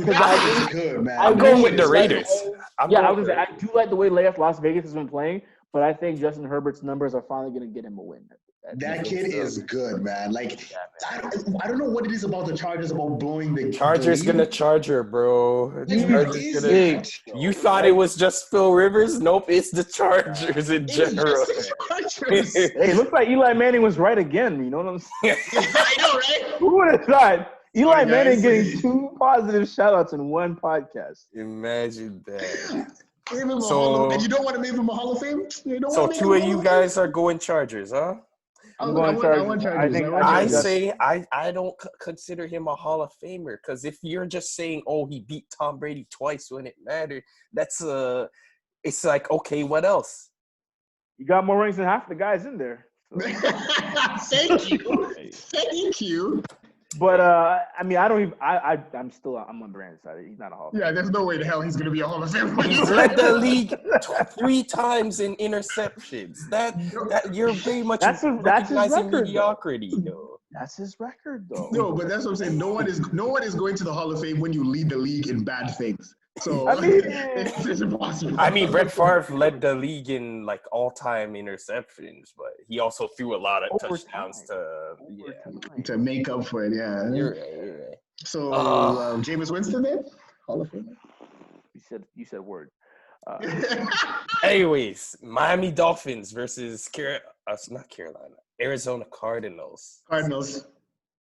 Sorry, man, Brandon. Give me Flores. Give me Flores for the win. Wow. And I really and the thing is, I really like Kyler Murray, and I really like what they're doing. I just think that I'm going Cardinals on this one. Yeah, I think Tua is trending up in his play, and I think Trending up. Man didn't even throw 100 yards last game. Again, 91 Oh, yards. they were scoring all Trending different up. ways. Nah, Right. the defense was scoring all different ways. Yes, The special yes, teams were scoring. but Tua was not. You think the Cardinals are going to let them do that? I think Tua is making better reads. I think he's getting better as a quarterback, and I think he's just getting his legs under him. I think They threw him into the lines then, and he came Yes, they out did. with 1-2 scratches. So I think you give him a couple weeks of playing it up front, being the starter, really getting those reps in practice. Yeah. I think he has a breakout game. I think I just say my boy Larry Fitzgerald is gonna get a tub. He's gonna get a tub. But I'm on your for the side. W. I say Cardinals. Next up, we have another meaningless game: the Pittsburgh Steelers versus the Dallas Cowboys. Oh my gosh! I forgot this was a game. Oh no, their schedule for the rest of the season is trash. So they could pretty much go undefeated. They should go undefeated. If they start losing games to Pittsburgh?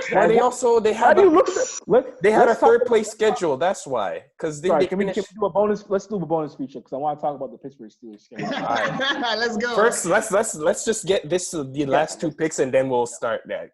Yeah. Okay. All right. So we got Pittsburgh, right? Right? Cool. Yeah. All right. Pittsburgh by 40 points. By 40 points. The Sunday night prime time. Mm. Saints versus Buccaneers. Mm. And look at Tim flexing again. Mm. Like he's really taking guard Mike is playing. Let's go. Antonio Brown's playing too. Okay, whatever. The police will guard him. Let's just be honest. Let's be honest. The police will guard him. It's okay. It's okay. All right. I'm married, and I wish. So you know where Tim stands. You know where I stand. Dave, who do you got in this? Tiebreaker. I'm gonna break this tie very easily and also break somebody's heart. He's gonna say the Bucks back. He's a snake. I know he's gonna say it. I'm sorry. It's the Bucks. After everything we just said. I'm sorry, man. Well, you know what? It's on record, and I can't wait till next Thursday. Yeah. If my team wins, I will shout it through the rooftops. If I lose, I will fall on my sword. He go act a fool. He go act a fool. It's gonna be if. It's gonna be if because I know my team, but it's a shot in the prayer. And then the Monday night game, Patriots versus Jets. I'm going with the Patriots. And it's not even because I'm a Patriots guy. It's just the Jets are worse than the Patriots. The Jets are so bad that I think right now they might lose to a college team. No, for real. I think they're that bad. I think they're that bad. Yeah. That's a and I don't think I've ever said that. Not even about the 0-16 Lions.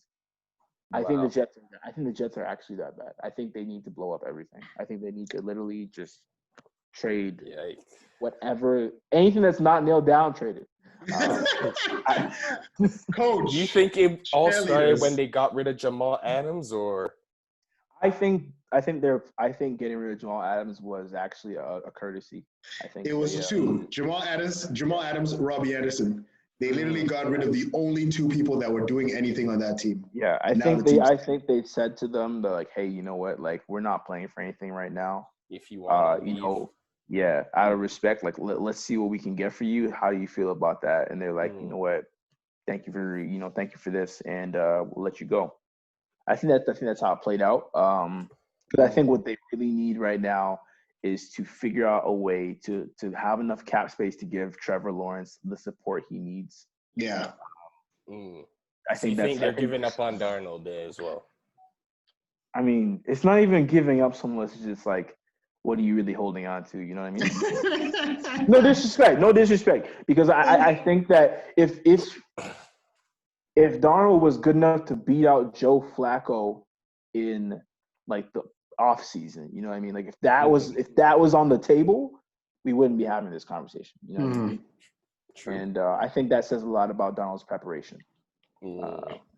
Yeah, he was seeing ghosts last year. He's probably gonna see zombies this year. So who knows? Man's finished, bro. That's all the picks. So, Dave, let's talk Beginning about with what the Steelers, you. our last topic. Steelers schedule. So I'm gonna pull up their remaining schedule because I think you got. I just want to read it for you guys so you also get the locations in terms of. I can't remember whether they're not home or away games. So quick overreaction. Are you telling me that the Steelers may go undefeated? As a Ravens fan, that actually literally is tearing me apart. But it's possible. Well, I'll tell you. I'm looking at it right now as well, but I'll let you Yeah. go. I'll let So you. here are the remaining. We'll go one game at a time. So here are the Cowboys remaining first. games. Yeah, Cowboys are the first game up. The next one's Bengals. Dog walked. Next one after that, Jaguars. Trash. Yeah. Next one is Ravens, and the reason why I am concerned is I don't Mike Tomlin will have them in that same position next game where the game's on the line. Shouts out to Mike Tomlin for being just a weapon for an African American coach. Like the way this guy coaches is untouchable. Like I just want to throw that out there. And he also hasn't had a losing season. Yeah. Yeah, exactly. Yeah. He just passed Tony Dungy actually on last all-time leading black head coach. So, kudos to him for sure. Washington dead. Yeah. He's gonna beat no name. The Bills. I think the Bills are actually gonna be the hardest. That's gonna be the Ravens. Bills are the only two games that they have. I still think they're gonna have a harder time with the Bills than they are with the Ravens. They see the Ravens a lot more regularly. Yeah. They know the table. I just think it's gonna be a harder matchup against the Bills, especially with Stephon Diggs being there. I can't remember the last time Stephon Diggs played against the Steelers. I don't think he has seen the Steelers. No, he's never played them. I don't think so. Vikings never played them. Yeah. Well, he was there at least. Yeah. So then the next was Bengals. Again. And Colts. Nah. And Browns. Nah. So I think worst case scenario, they go 14-2 on the season. Yeah. The Iron Curtain. Steel curtain. Say it right. Say it right. No, we're taking it back to the Cold War. The Iron Curtain will stand strong until I mean, we'll see what Des Bryant becomes. I think that's the best chance. I think his value will come from the locker room presence more than it will be from on the field. That's just my opinion. I think he'll have the same impact that Mark Ingram had when he showed up. Yeah. Some life to that group. At least to the wide receiver core too. Yep. Yeah. And I've been following Des Bryant. Like, obviously he's not the same Des from before, but like this guy's been waiting to play a NFL snap. If anything, Lamar needs to be like, yo, show me how you want that back shoulder fade. Because we don't forget that back shoulder fade was unstoppable at one point. That's why Michael Irvin said, "I'm gonna unretire my jersey for you." We don't talk about this, but I think CeeDee Lamb taking that number was wrong, bro. You think he had to earn it? Is what I'm hearing? You think he should have earned it? Think about it, man. Like 88 in Dallas. It's legendary. That ain't no joke. You don't walk on and be like, I'm 88. Then somebody else before Michael Irvin, somebody else wore the 88. I'm pretty sure they gone to the Hall of Fame or something. I believe it. I know 88 is just one of those numbers in the NFL. Yeah. You don't just walk on 80, 81. That's why a lot of the top receivers right now, they don't even have numbers in the 80s because a lot of the teams have them retired. So That's true. That's true. Yeah, Des, Michael Irvin, and then CeeDee. He picked the wrong year to join the Cowboys. Let me just say. Really? You're gonna blame it on that? I mean, he's good, but I'm saying he's good, but like I don't think he's Des good. He's definitely not Mike good. Mm-hmm. No. I'm not even saying he's like on that level, but I'm just like, yo, I literally forgot CeeDee Lamb was playing for the Cowboys. I didn't forget about Justin Jefferson. As Skip Bayless would call him, CeeDee Lion, because when he gets the ball, he ain't a lamb, he's a lion. Well, your team is dead like a carcass, so you can keep it moving with that nonsense. Hey, man. I'm just glad that Dave was here with us today. We had a very good show, very productive. It was a lot of highs and lows. Just some quick housekeeping, guys. We are now on Spotify. We're now on Google. We're on a lot of those other podcasting platforms. I'm still waiting for us to get onto iTunes. I don't know what's taking so long with the process there. But for our iPhone listeners, we're coming for you just now. I appreciate everybody who has taken, if not the entirety, but even 5 minutes to just listen to what we have to say. I appreciate you. Absolutely. Don't forget the headline. You know. Oh, of course, that headline. Matthew Stafford is better than Tom. Better than Tom. That in itself is 1,000 views. That right, put it in caps. Put that in caps, and that's 1,000 views right there. Sick thumbnail, and we're good, bro. My gosh, the greatest thing I've ever heard in my life. Dave, do you have any place where we can get a hold of you? Social medias for people listening? On Instagram, you'll see me as Mr. _ Piano Man. Yes, sir. I love Play it. us a song, you're the piano man. It's funny because there's really no piano playing actually on that. I mostly have like videos of me making sushi. Wow.